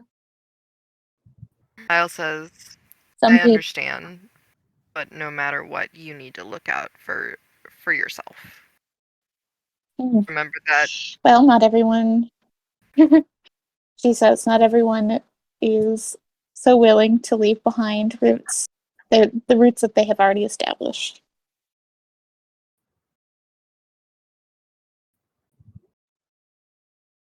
As I think we- that, yeah, that's all. That's I all. think I looks at yeah, Cal like, It's like- a little bit of a dig there. I think there is where we close out the evening. Does Fish sleep in Metal's room? yeah. People- Fish like goes back to their room, grabs like a pillow, and is like, "All right, I'll just be here on the floor." Okay. How you feeling? Okay, thank you. Okay, cool. How's Isle feel about I that? mean, I'm assuming. I think, like, I was debating having Isle also stay in Middle's room. It's kind of like the I schlunked all the way over here, and I'm not gonna move again. I'm too I can sleepy. sleep anywhere, so I think she probably just didn't leave. And just like, Okay, well then, yeah. Fish went back, got a pillow, got one of Vile's furs, and just went Yeah. on I top of feel her. like at any moment, Isle's got enough shit on her to just be able to like make a small camp, like just out of Yeah. her. But she Isle- appreciates it. Though. Yeah, Isle definitely used to sleep by just like wrapping her furs around her and sleeping in a Yeah. ditch. So having a floor that's like Yes. even if it's hard, is kind of a luxury. Yes. Mm. Okay, and I assume Cal does not spend the night. Yeah, Cal waits Same. until everybody's asleep Oh. and then sneaks out of there. I was Um, gonna have Fish like pull her aside and be like, "Thanks for coming." Yes, it was not as difficult as I thought it might be. Mm-hmm. Yeah, it's because you didn't really say anything. Anyway, I She think actually no, she like turns it. She's like, if you don't good. want to spend time with me, stop inviting me. okay. I want to spend All time right. with you. Steal. I think before like Metal laid down, she was like, "Thanks for hanging out with me. I didn't I didn't want to go sleep by myself, but we can stay up all night." And then she immediately falls asleep. Yeah. I was already snoring. Like. Yeah, Yep. definitely the stress pass out. Cal, when Cal gets up to leave, she looks at Kekano and just like, Yeah. Secrets. Yeah. Work on it a little bit every day. And she goes back to her room and does the Death Note clip I shared earlier. I'm done. Speaking of Cal, as we finish out the night, does Cal write any letters or responses or things like that? He does. Should I share those now? If you want to. I don't know, because it's like, I feel like she'd like first thing in the morning drop those off at Kranga and be very tempted to just show up in the middle of the night and then being like, I don't know what his hours are. Yeah. Are you also intending to give the extra clothes to Metal to wash? I'm there. Yeah, sure, why not? Okay. She puts a Do you pile of make- everything except the skirt. Do you make any kind of effort to disguise the fact that they have been torn open and Oh, secret she letters? sews everything back up. Okay. Metal's like, oh, Got you're those ruined. skills, and like also instead of the gold yellow thread, she has now replaced it with like perfectly matching thread. Yeah, going into her stash. Much better. A very close inspection might reveal that they have been tampered with in some way, and the thread is like a slightly different shade, but it would take a very close inspection. Yeah. Not sure anybody's gonna bother. I think that brings us to the next morning. So you go and drop off your letters with Tops at the front desk. Yes, and so when I'm dropping them off, I take the letter that is addressed to Sister Tail, and she says, "This is going to my colleague at the French temple. Do you send out that mail through the mortal system or through magical means? Does it need a stamp or anything like that?" Yes. Good morning, cleric. Yes, you will need a stamp. I believe for your temple, it will go through the mortal system, and then there will be some sort of passover once it is close to your temple. Would you like to purchase a stamp? Yes, just for the other items of mail I have should be already paid for to go through the mortal system. Of course. One moment.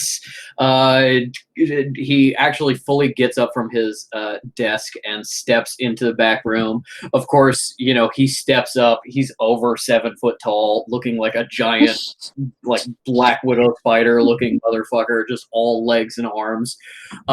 Definitely has to like bend almost double to like crawl through the door into the back room, and he comes back with entire sheet of stamps, and he gives that to you for 1 silver.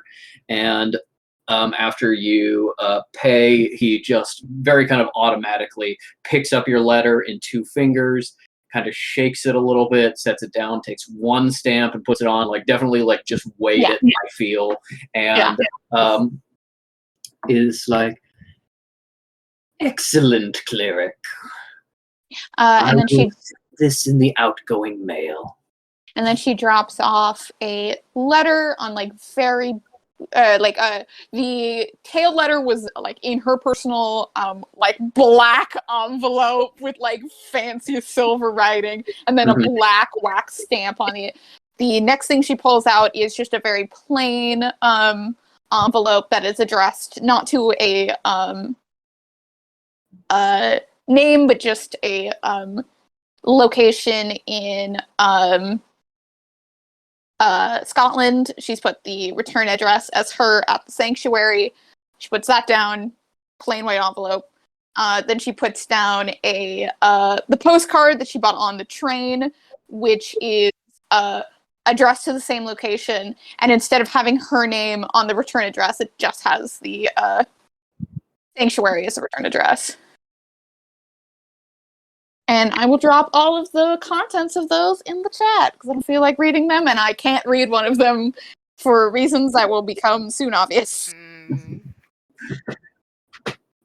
Drawing of a kitty.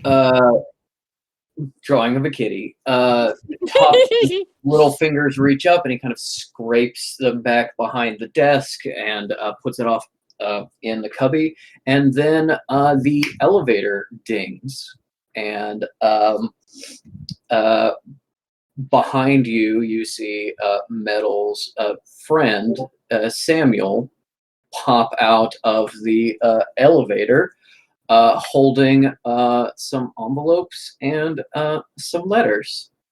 Oh my god, not more mail. Mail. Megan, stop! Here's the mail, And it it's just never fails. And he's just like, "Hey, Tops, we got some early mail today. I'll take the pickup for anything. Blah, blah, blah, blah. Oh, hey, yeah, you're the cleric, the necro metals friend. Yeah, the denier. That's right. Blah, blah, blah, blah, blah. Oh, cool. Mail for you too." And he just hands the whole pile to Tops, who very quickly sorts it with his fingers and takes out a rather large Not again. package, kind of a rectangle. And he says, "Oh, more mail for the cleric. Aren't you popular?" And slides it across to you. Y'all got that Oh, Amazon no. Prime discount. You can see that this shipped from Moosony. Oh Oh my god, no! it's definitely like Sarah's underwear. Oh my god! But yeah, Tops hands over the mail you just gave him, as well as some other mail to Samuel. He just kind of tucks it under an arm and goes back upstairs to post it, while Top starts sorting the other mail and figuring out who he needs to contact to go get their mail. And yeah, you got a new package immediately. Checking if the address is just from Musini, she takes out her dagger and just opens it there. She stabs. You open it to immediately find a sort of pale blue and green woven blanket. Very native styling. You actually recognize the kind of patterns of what you saw in the clan lands, kind of some general Cree designs. Very soft, but just kind of a blanket. And as you unfold it, there is a little packet of paper, and the front of it says, "Thank you for your purchase from Moosini Textiles.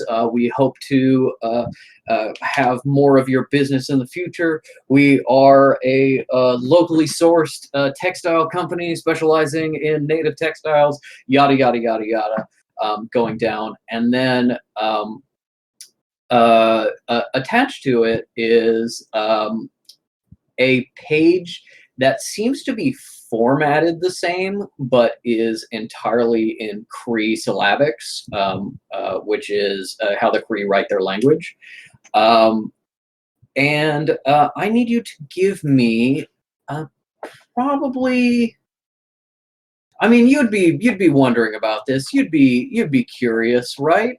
What's going on with this? I think you can do an investigation check. Okay. Also, I did drop all those letters, so Yeah. you can read those while I roll. Already been devouring. It's cute.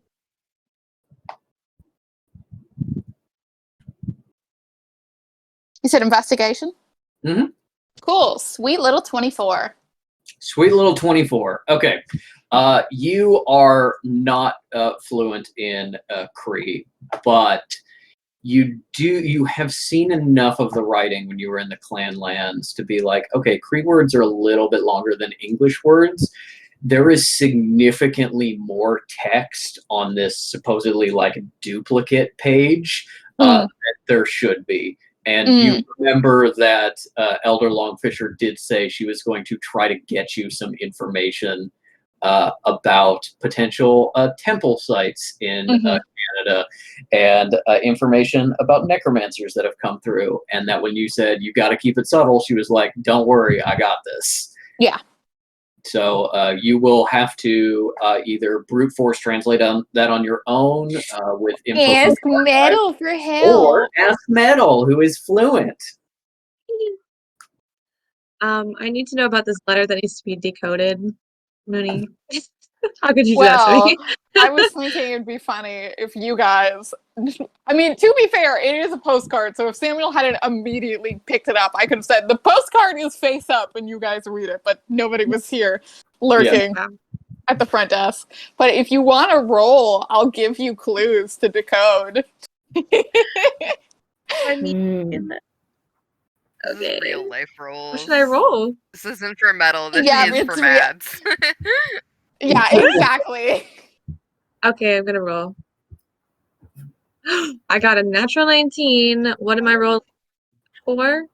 Investigation. I don't know. What do you think, Type. Pastor? Or just a flat What's your roll? real life human Animal stats? How handling. good are you at investigation?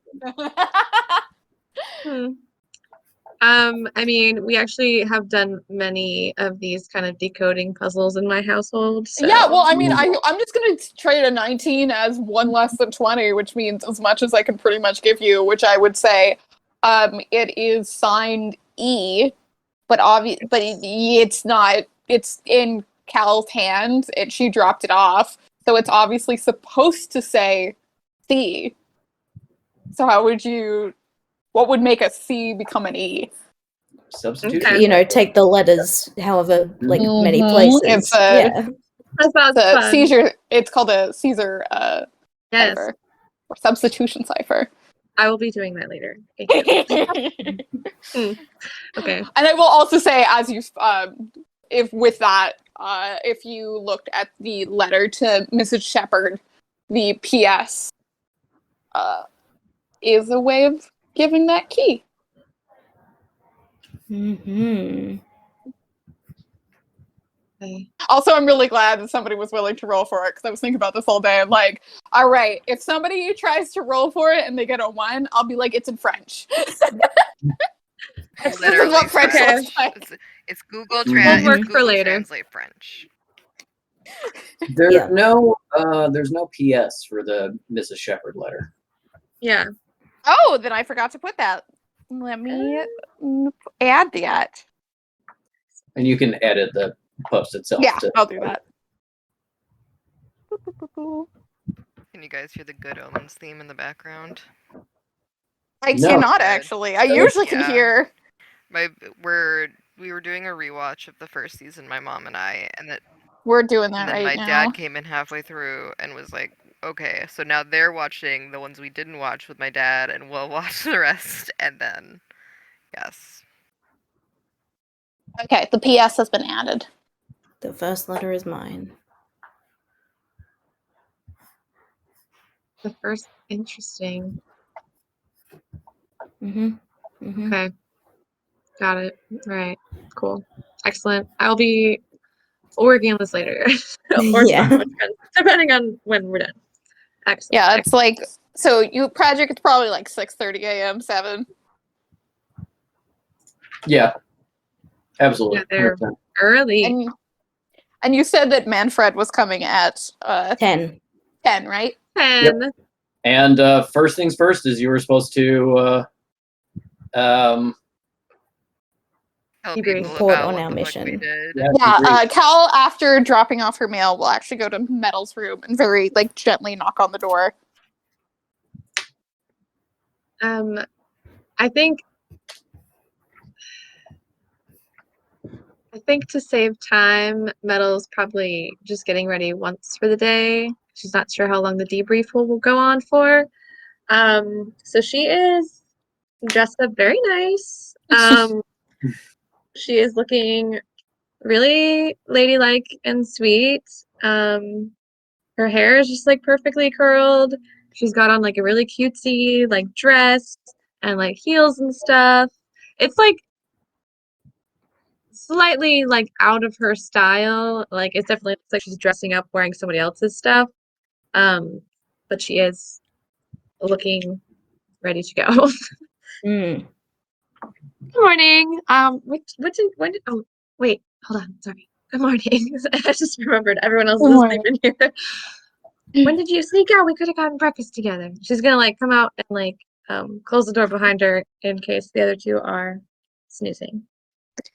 I had work to finish off last night and work to do this morning, but I am available now until the debriefing. Okay. You should probably do that. Well, guess we should see if anybody. I like your garments, by the way. Those bespoke? No, I mean, this is like stuff that my aunt ordered for me, but Oh, I don't know if she department got it. store? Yeah. I'm not completely familiar with mortal department stores, but I've always been interested in it. Oh, maybe we Does can go it- shopping.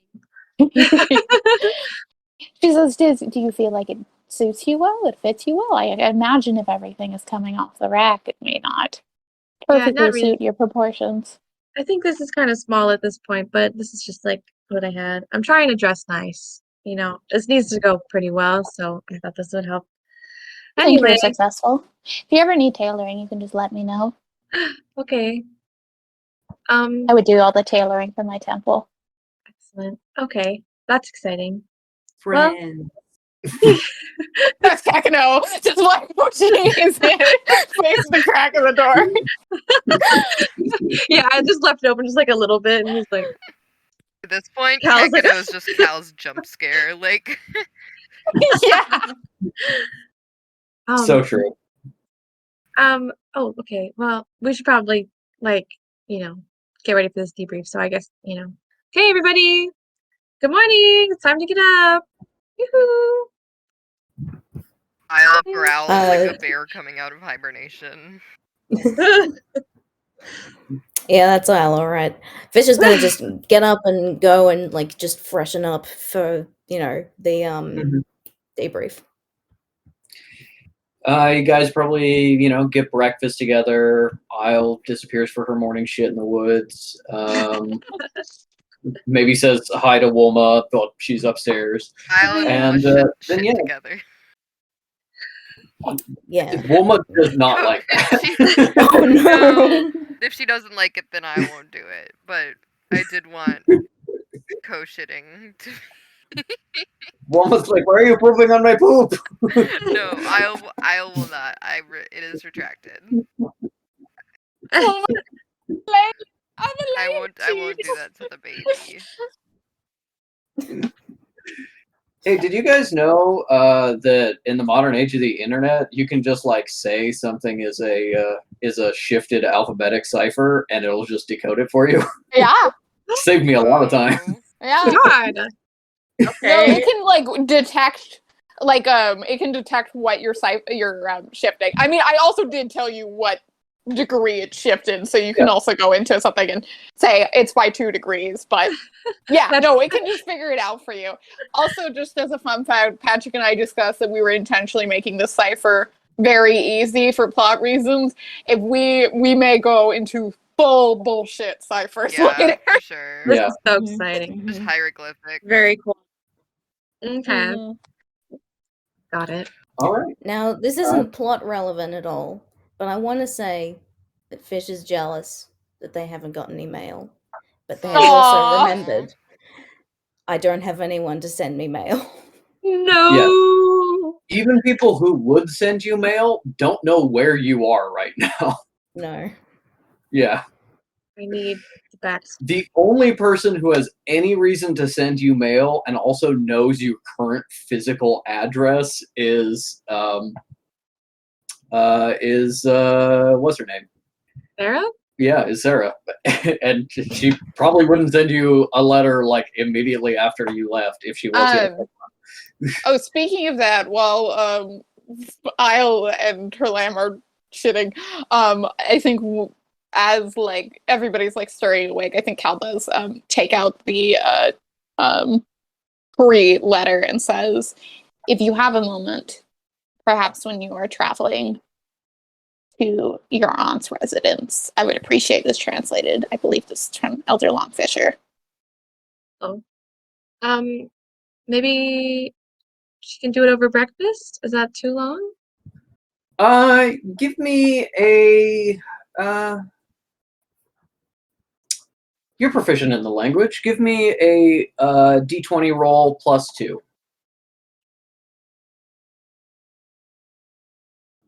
5. I'm distracted. Yeah, you've had a rough night. You've got a lot to look forward today. You definitely get through part of it, but you don't get the whole thing translated before it's time to do other things. Yeah. Yeah. Okay. Yeah. I'll get back to this later. I'll tell you later. And Right. Cal can see that that in what you've translated so far, the first block of text is a description of a location and a sale price and kind of its pros and cons. So a potential temple location for you. And so now it's just confirms it. That's this information kind of hidden in this letter. To keep it secret from sanctuary people, as requested. And that brings us to our debriefing. I think just a runner from the administrator's office comes and grabs you and says that you're wanted.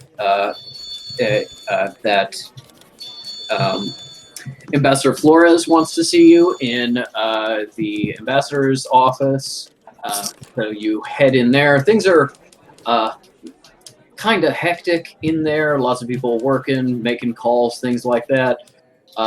Between what you're kind of overhearing and what Top said as you're coming in, it seems like the news that the sanctuary has been attacked has been privately broken to the other sanctuaries and stuff. And so this is a lot of kind of damage control, and the kind of ambassador foreign relations department is very busy because of that. But Ambassador Flores sees you all come in with your guide, who then immediately fucks off, and he's actually having a conversation with Dean from Cleveland, who is also Dean from there. Cleveland. Yep. And he sees you come in, just kind of waves you over, and it's like, excellent, great timing. I heard a little bit from the clan about kind of what happened, but we'll do the full debrief. Let's actually step into this meeting room here. Kind of step in, and it's a very small kind of windowless room, just a table and some chairs. And Dean from Cleveland came in too, and seems like he's going to be handling the non-clan part of the debrief. And so you get all settled in kind of this quieter room. Mads, you said Metal was actually writing up her report, right? Mm-hmm. Do you give that over as soon as you get settled? Yeah. I think probably after talking to Cal on the train, she may have rewritten it in like a Cal wasn't there kind of way. I don't know. That's what she wanted her to do, right? Yeah. Is like for everybody, like nobody knows Cal's there. Okay. Mhm. Yeah. So she maybe did a Cliff's Notes version. Yeah, there's some edits. Yes. But it looks really cool and impressive. But yeah. So she's gonna hand that over. You all sit down at the table. There's some get out some glasses of water, maybe some mixed nuts or something for this meeting. And Ambassador Flores is just like, I've heard such great things. Can't wait to get into it. I'm so glad you solved this issue for me because, as you can see, we're really busy. I need good news. And Dean is just like, yeah, we had hoped that, even though this was kind of a temporary assignment for for you, Agent Vaunt, that you'd meet our expectations, and it seems like everything went pretty well. So why don't we go over this, and you just kind of tell me in your own words how the mission went and what happened. And he starts kind of reading through your report as things are happening. What do you tell them? I think she'll probably mention, like, on the way there, Cal wanted to stay behind or something to that effect. And then, yes, that once we got there, we were doing the mission as it was explained to us, and we were doing really great. I won like an award. I made friends with everybody. And then, we just like stumbled upon some stuff that was happening, and took care of it. Solved a local murder. Yeah. Yeah, no biggie. As this is going on, you can see that Dean is kind of reading ahead a little bit in the report. He's getting kind of wide-eyed and a little anxious, shooting you a look, shooting Flores a look. But as soon as you're like, yeah, we're just going to talk about the clan stuff, he's like, okay. So that's clearly something else that was bothering him that's in your report. When you say that Cal was kind of forced to be left behind, Ambassador Flores is just like, oh, Dios mío. I am sorry, Cleric. I wasn't sure that was going to be an issue. I warned Tone they had a problem with necromancers historically, but said it wasn't an issue. He's the boss. I thought he would know, and I kind of thought it was gonna not be a problem. I'm sorry we sent you all that way for nothing. It was exactly what I expected. I did warn Tone.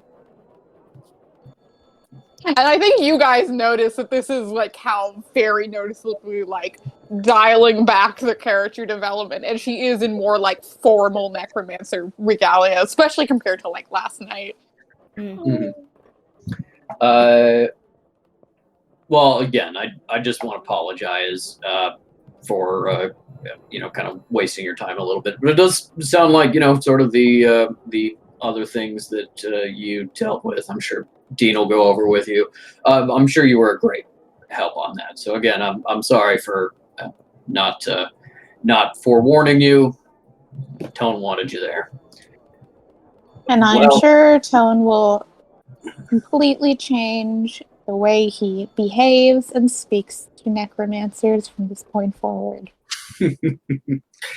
Well, maybe. I don't hold your breath. There is some history there with Tinnitus especially, and Dean is kind of like smiling behind his hand a little bit. You get the sense that they know something that you don't about kind of a relationship there. That Cal is like, get in line, motherfuckers! I hated him first. How else would he have known that he had a ghoul dick? No, that was Canton and Tinnitus. Sorry. It was the other person who also Every hates single it. person. True. Is Tinnitus famous for his ghoul dick? Yeah. maybe. Metal's like, I mean, I'm sure with you here, like, Toad's like he's like cool. He's pretty awesome. I mean, he's like, sorry, he's like a respectable like leader and stuff. So, maybe you guys will get along. I don't know. Anyway. I mean, I respect Administrator Tone immensely.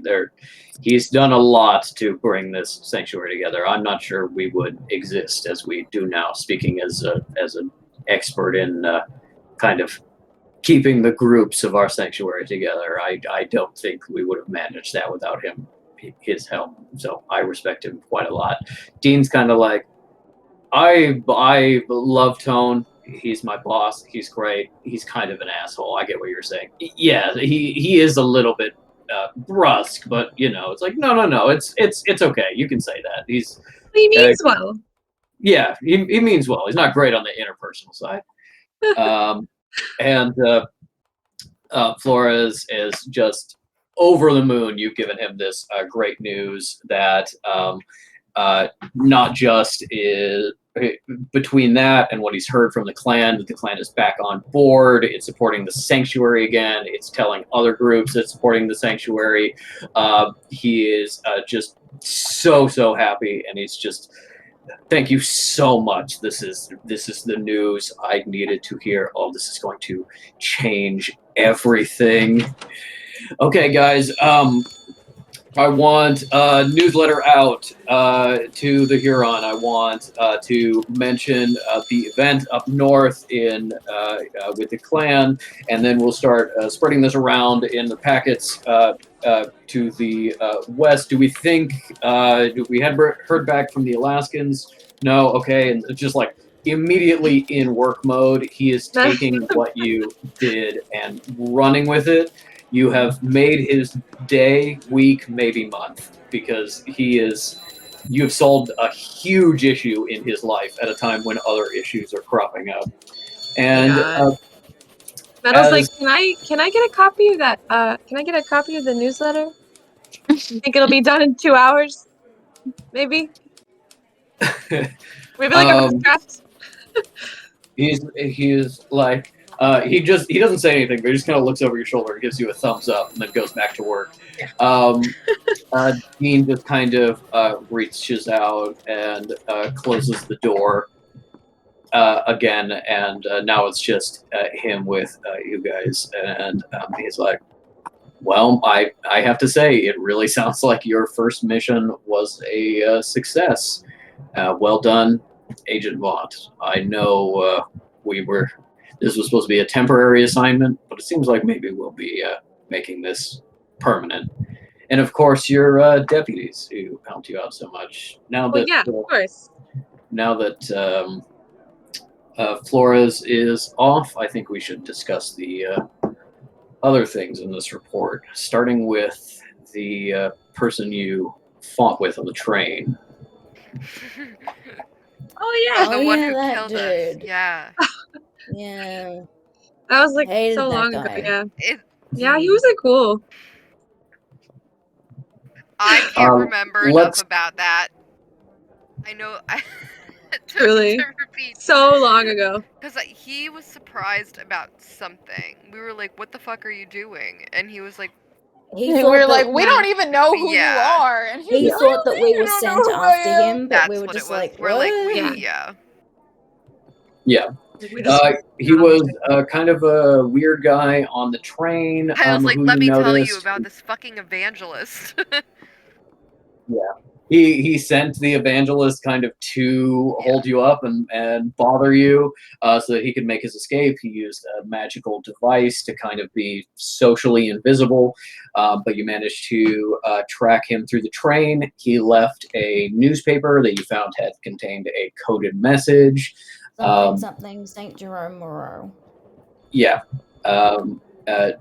Moreau, St. Jerome, some sort of address of some kind or location. And then when you followed him to the luggage cart, he jumped you and really gave you a lot of trouble, but you managed to kind of kick him out. He eventually got trapped between you all and Isle once you woke up, and tracked you down and peered, kind of boxing him in. And he slit the cover between the train cars and jumped off the train. And so Dean kind of is walking through this with you. And as you describe the guy, you can see this is what was making him anxious. And as soon as you describe that he had a prosthetic hand that a blade came out of, you can see he is just shocked. And he was like, We were afraid of this with the information you got, but it seems like there's no denying it. I'm impressed. I can't believe you went up against Erasmus and you lived. That is a feat that not a lot of people can claim. Well, we can. We're pretty great. Yes. Wait, who is that? Impressive. I need you to go over everything he said or did in detail. Isle does that. Yeah, Metal's like, He Also, well, Isle pushed said, me. bitch, I don't even know I do you. want to say Isle wasn't like expecting to really like feel anything for the sanctuary, but she feels like a little proud based on how like everyone's reacting to us doing a good job. I was like, I don't give a shit. Yeah. I'm just here. And she's like, oh, this is nice actually. You guys did a good job with the clan, and they are very impressed that you managed to kind of solve this so well.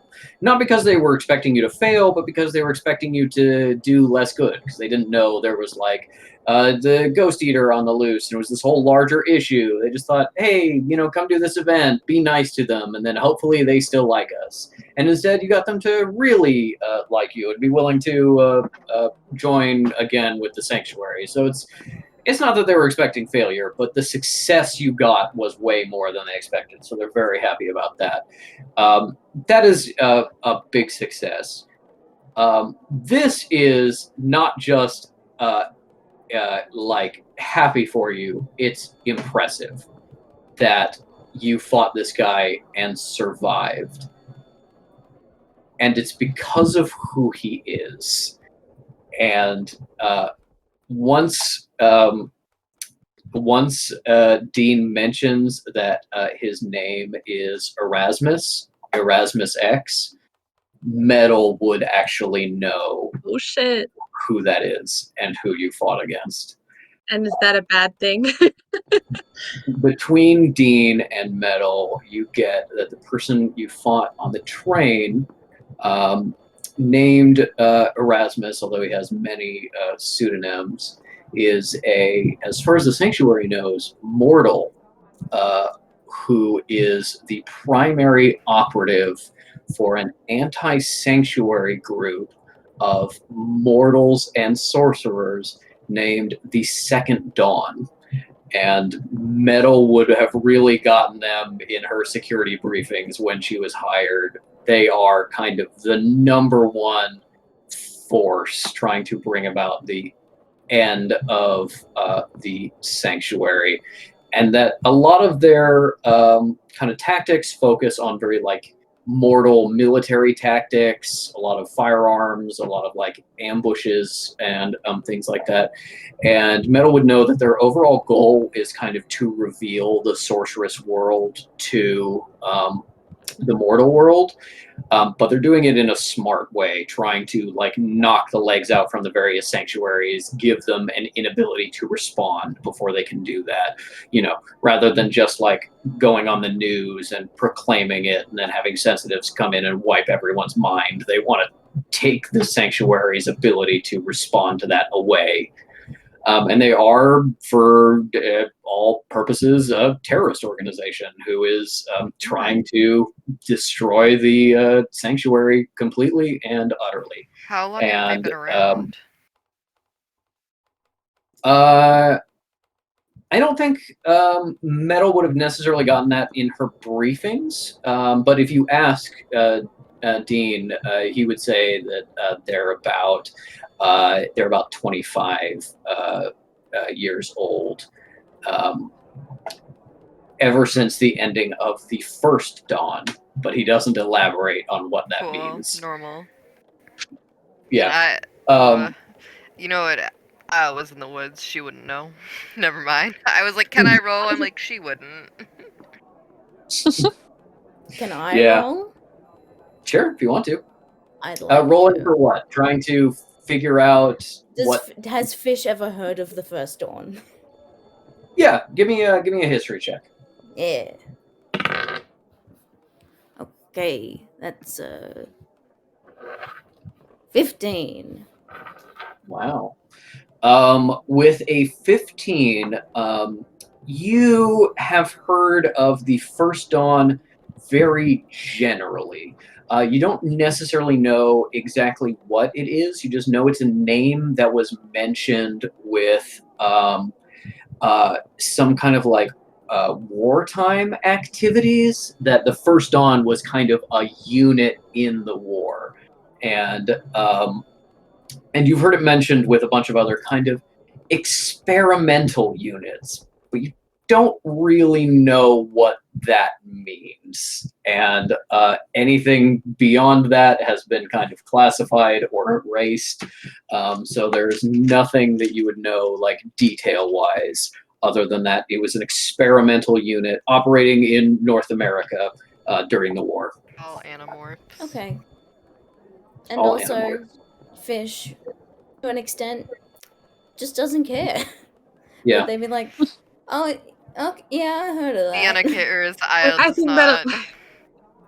Mhm. Metal's like, oh my goodness, guys, I know we almost died, but we really could have died. I can't believe that. I can't. Oh my gosh, that's so scary. Well, we made it out the one time. Well, we made it out the second time, and even the third time, and the accidental fourth or fifth, or however many times. Yeah, I guess it's true. Point is, Metal, give yourself some credit. Give us some credit. We're just too badass. Isle says, I'm Yeah. pretty much unkillable. Except she doesn't, because that's going to lead Patrick to design something specifically to kill Isle, so she doesn't say that. Hey. Gaston comes after Isle. Literally. Yeah. Hunting. Exactly. He shoots How the about he shoots this? the stag, Fish and then Isle says- transforms and shoots him. Fish says, Isle's unkillable. Isle's like, yeah. Yeah. Well, Yes, that's true. I hope we I hope we have as much confidence as you do, because it looks like well, I guess you fought against him. I guess you deserve to know. The information that you gave us panned out.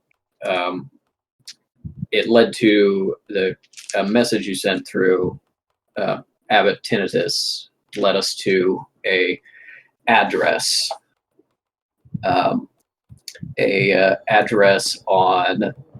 Let me actually grab my my crossword clue here.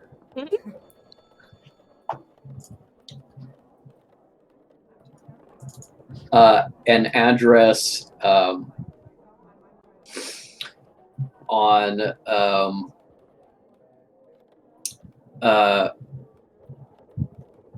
Rue de Moreau in Saint Jerome. It was 30. It was 37529 Rue de Moreau, Saint Jerome. We found a cell of Second Dawn operatives that seems to have been responsible for the attack on the sanctuary, the log creatures. Unfortunately, we could not get in place fast enough to wrap up the entire cell, although we have taken one captive who I believe is being interrogated by the investigation team as we speak.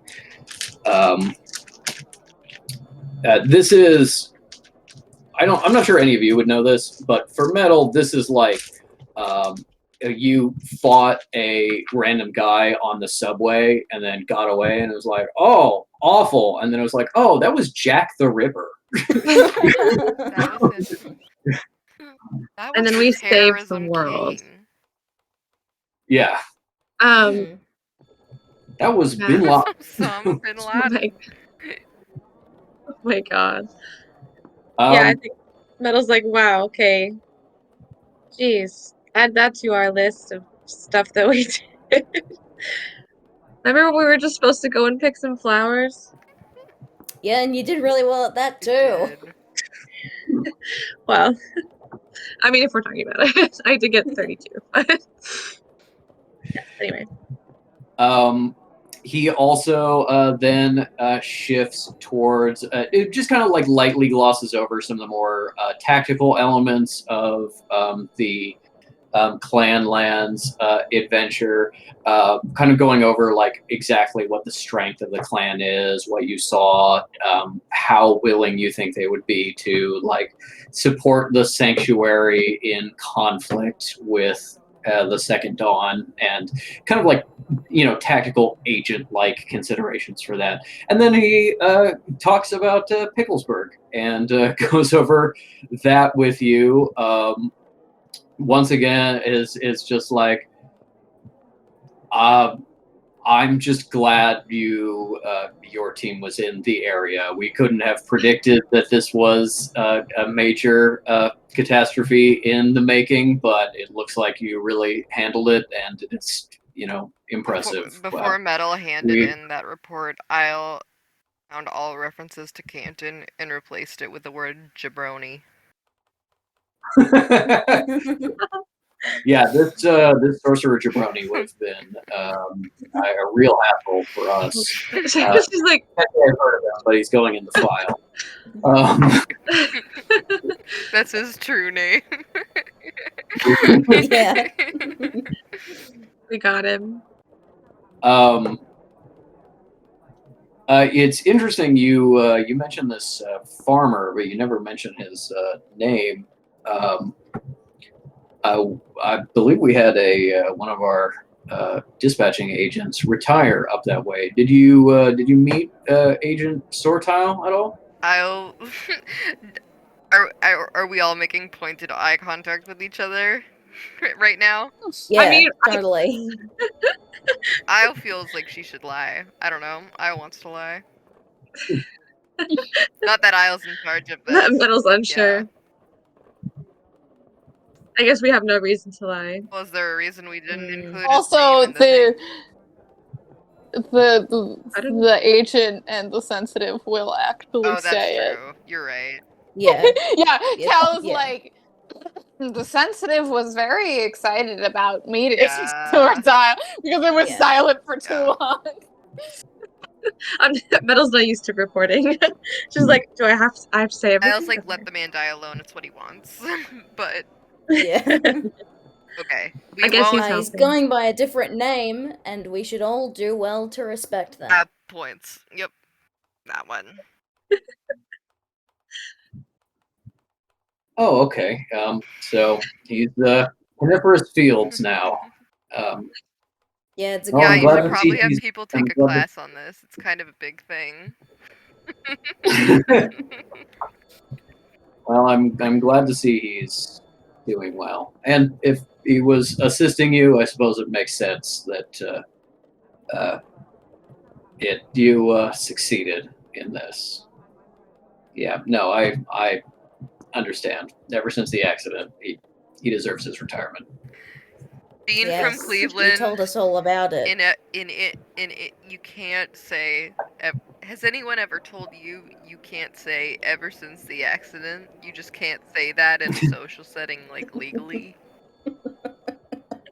Really? I haven't heard that. That's interesting. Are you going to tell us what the accident is? No, I are mean, we it's not ignoring really. what I said? Was like, yeah, you told us all Oh, about I'm it. sorry, Ink. I didn't hear you. I'm sorry. I was too wrapped up No, in my it's own good. world. I'm sorry. No, it's all good. Okay, wait. No, No, we're we lying. can go We're down lying. that We path, totally but- know what the accident was. I was just goofing. Yeah, I mean, I'm surprised he told you, but yeah. About the accident. Sometimes you make a wrong call, especially hard for people who can see the future. Hard to know what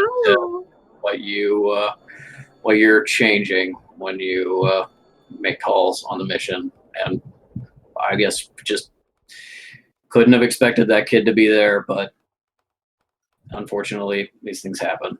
And we all understood when he took some time away and decided to retire. Cal, notebook out. Child Murder. murder. First child murdering fields. But yeah, you get that Agent Sortile, or as you know him, Farmer Fields, was a dispatch agent, kind of what Agent Hedge did for you when you were in Picklesburg. He was all about organizing the missions, making sure people were going to the right place, dispatching cleavers and stuff like that. And he got such a good reputation because he could see the future and he could like plan for all the contingencies. He could see the whole picture, and so he knew, I send people over here and that causes them to run this way, which we can trap them here. And he just became famous for like really high success rate and being just really, really good at his job. But you get the sense from the stories that when you are viewing something so complicated, you maybe start to second guess yourself, because every time you change the plan, that also changes the future. And as you saw with Connie constantly trying to guess the future, casting auguries, trying to see what was coming up, he sort of got an obsession with changing one minor thing and then reading the future again and seeing what changed, just trying to like grasp this control. And as he got farther and farther and the missions at the end of the war became more stressful, there was a mission where he was in charge and he made a bad call and someone died because of it. And it was, it was like 7 layers deep and predictions of the future. Absolutely no one could have done better. And in fact, with his record, a lot of people probably would have done worse, but he blames himself and he retired. Whoa! And that's the secret. And that's the secret Harry backstory that we never got to, because Connie does not like to share. No, I was like, relatable. No, I Metal's told put us all tears in her about eye. it during Truth or Dare. Damn it. Nobody would pick truth. Yes, just like Isle and Cal desperately did not want you to say truth, Connie also did not want you to do truth, which is why you didn't want to play. But yeah, that finished. Fun. He told us through the dance. It was interpretive dance. Interpretive dance. Yeah. Like cry, Kill someone. cry, ASL for like dead child. No, honey. Well, that's sad. Well, I have to say, this was an emergency assignment. Temporarily, you've all exceeded our highest expectations, and I am going to speak to Administrator Tone, and we'll see about making this a permanent addition. And of course, if you want to continue on as Metal's deputies, I don't know the political situation with you, Cleric Denier, but you're welcome to continue to work with her on our behalf. Agent Bond, if we can just, we need to get you set up with Yes. the stipend. We need to get your code name. set up. Sure. You'll need to take the agent's oath, and we'll get you we'll get you some sending jewelry. It's really kind of unfortunate you had to call through the phone lines. I'm Okay. sorry. When am I going to be discussing the necromancers who are joining me in my actual true mission? I have to say, Reverend, that's not really my department. But it is your department to assign me on other wastes of time? I only meant to say that if you wanted to help Agent Vaunt, you were more than welcome to, and we would appreciate it given your track record. My track record of not even being allowed to go on the mission that you put me on. You helped on the train, and you helped with the. I was a pair of hands and a magical ability. I did not bring anything to this dynamic. I am here to be a scholar and a necromancer with the necromancers who will be joining me shortly. Can Isle I'll Do roll an we- insight check to see if Cal is being mean to say, I'm a mean necromancer and you shouldn't suspect me of being anything other than a mean necromancer. Go for it. Alrighty. Trauma. That's gonna be Metal's like, I knew she said this, but it still hurts. 22. Oh Yeah. damn! I was really hoping you were gonna be like, "That's a one," and she's like, "She fucking Tragically, hates I you." was the most perspective person. Wow, Yeah. perceptive. She Right. sees all and shares Yeah. none of it.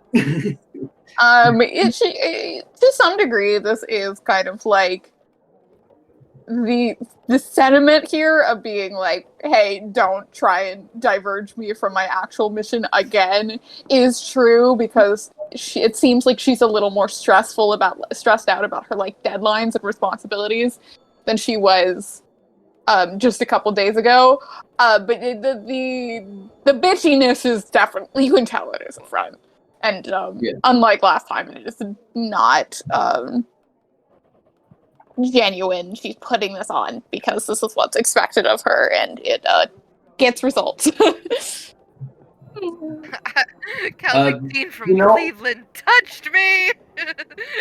Yeah. Necromancers assemble!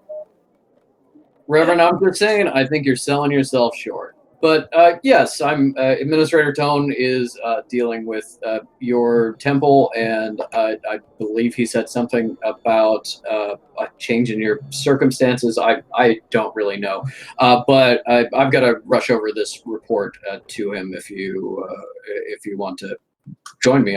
I think he's free now. She glances back at the group.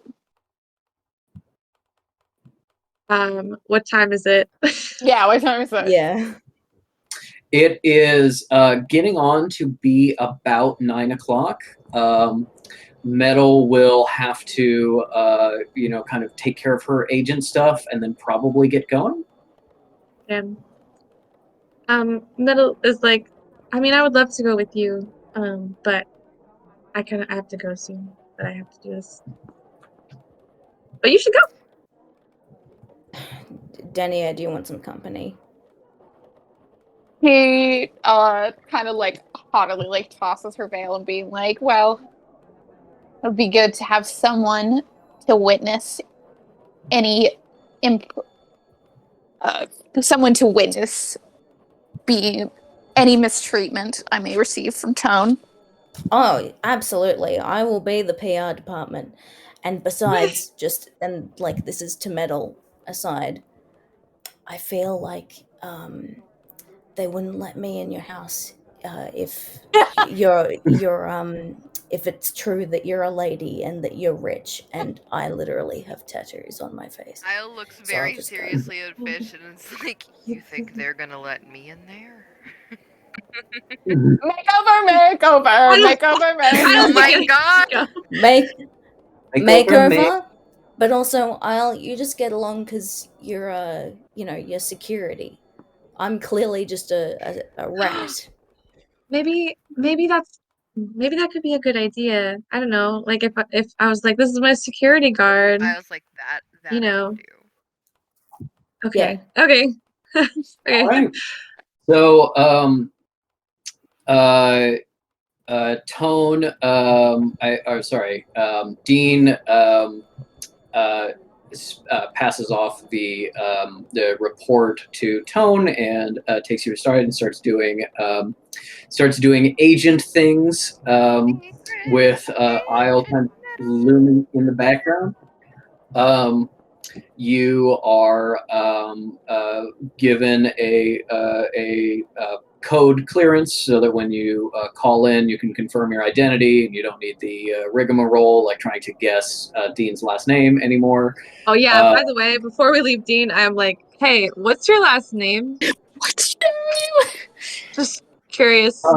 It kind of like, Where is do important. you ask him? Do you ask him in the room where everyone else is, or do you ask him like privately in the hallway? Probably privately in the Pin him hallway. against the wall. He looks very embarrassed, and he like looks over his shoulder to make sure Isle isn't too close, and he says, "I mean, I don't like to use it because people tend to laugh. You can tell me. But my brother did pick it out for me, so I feel like I owe it to him. Like I have to keep it, you know. Yeah, for sure, for sure. So my last name is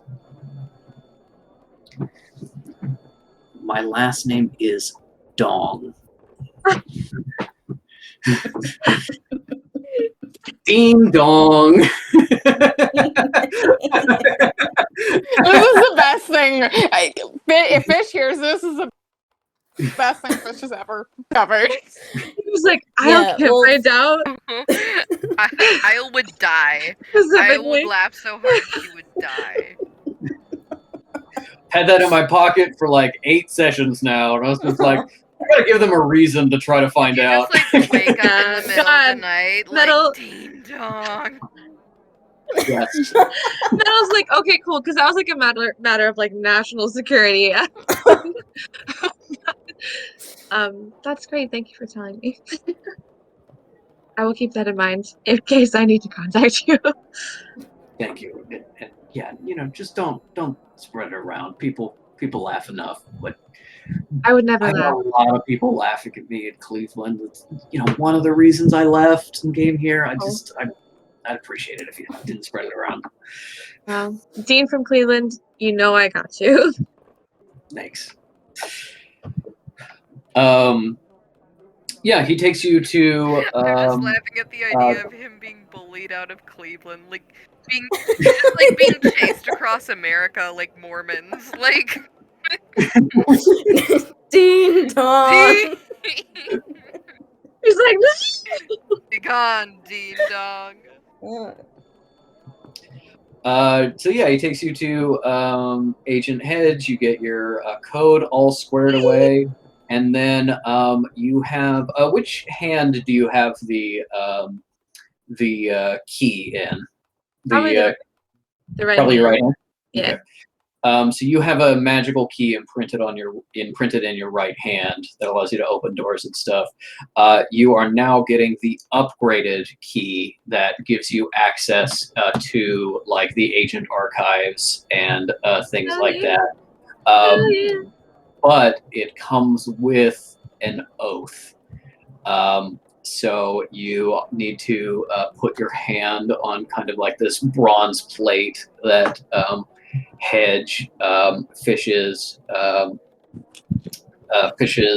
of his desk, and you have to hold your hand on it, and you have to swear to act in the best interest of the sanctuary, to protect it at all times from enemies, both internal and external, and to devote your life to the Council of Mages and the wishes of the sanctuary as a whole. I do. You actually feel your hand burn as the curse takes hold of your skin, and you are actually now cursed, and you may suffer ill effects if you try to break that up, because Oh my God. they do not take being an agent lightly, and they do not give you access to all of this power and information without some sort of assurances. Damn. I think Metal doesn't think too much about the curse part because like she's gonna follow that obviously. But I think she's definitely like, I waited my whole damn life for this. And also she's got like some renewed like, confidence and purpose going into this meeting with her aunt. So she's a little pick me up that we needed. Okay. Feeling good. Dean walks you out. You are now officially an agent. It's no longer a temporary assignment. It's no longer just something minor because they had no one else. You've proved yourself. You're an agent now, and this ache in your hand, this now kind of going away, has unlocked new doors for you and new kind of powers within the sanctuary. Is the proof of it. And as Dean walks you out, you're heading across the sanctuary. He's sort of talking to you. He's just like, yeah, we tend not to do room upgrades until you've reached a certain level of seniority, but we do have your stipend. You'll get 5 gold a week as an agent. So that'll be your raise, and of course you'll have larger access to the equipment from the Arcanist. Speaking of which, Arcanist Goph. Hey, Dean Metal! How's it going, guys? Oh my god! And when you come up, you actually see someone else you recognize who is also with Arcanist Goph, which is the other Arcanist who you didn't run into when he was here before, but this is Arcanist Jaw Hanked. And he is Goph's number 2, second in command, and Jaw and Goph married. Metal can roll a check about that. I shall. Is it a marriage role? I got a natural 19. Just tell me. You marry them right now. We'll say it's insight. I now pronounce you. Yeah, it's +4. Yeah. You've been with them enough. You've kind of seen their dynamic. They're kind of, with a 19, I will say it's probably happened once or twice, maybe a long time ago. Are we going to gay He's not going to be night? at spaghetti dinner. Some nights spent together, but that was long in the past, and they are the closest possible friends, like blood brothers, basically. They are complete opposites. Goph is short, Hank is tall. Goph has a really thick Bostonian accent, even though he is visually Indian, Native American, and Hank is very white and speaks in a British accent. He is very careful and considerate, while Goph is very crazy and chaotic. But they're platonic life partners. They belong together. They're like 2 halves of the same whole. And so Goph is just like, oh, Metal, how you doing? Oh, come here. I heard you did good. Give me a hug. And Hank comes over and is just like, well, congratulations, Agent Vaunt, I believe. I'm sorry I couldn't see you out on your mission. They pulled me out for the attack things, just had some questions for the Arcanist. Yeah, Jolly's here. He's got the expertise in making things move, the animation, and no, it's not that severe. But yes, they did have some questions. So I'm sorry I missed you. It's good to see you now, and I'm glad you're doing well. And Dean is basically just like, hey, Arcanus, we've got a new agent. We need some new agent equipment. And Goph is just like, oh yeah, I got the necklace and the earrings and a ring in silver, and then I also got the ring in gold. You have pierced ears? Yes. Okay, yeah, so we got the little studs and stuff, and he's just pulling out. They're loose. He's just dropping a ring and some loose stud earrings and stuff on the table. They're very basic and simple. But now that you kind of see this in front of you, you realize that every agent you've ever seen has been wearing a silver ring or have an ear stud or something like that. And he's just like, yeah, pick what suits. I assume, Dean, we don't want to make anything custom. But if you want something custom, I'll make you something custom. You just like pay for materials. I'll get you like whatever you want, whatever you want. I think she's gonna pick the earrings. Okay. You This is just got great. little ball stud earrings, and these are now sending earrings that allow you to communicate with Dispatch, Agent Hedge in the sanctuary. You only need to hold on them for just a second, and it'll connect you through. You no longer need a phone, and the only limitation is that if you use it more than 7 times in a week, it will need to like recharge a little bit, but it charges off your ambient magic, so you just need to not use it for a short amount of time. So it's a lot like Cal's necklace, but way better. It's made properly. And with that, I think we will cut very quickly to Cal and Fish going into Tone's office. And you see seated in a chair in front of Tone's desk, a very tall, very lanky young man looking very anxious and staring, glancing back and forth very quickly between Cal and Administrator Tone.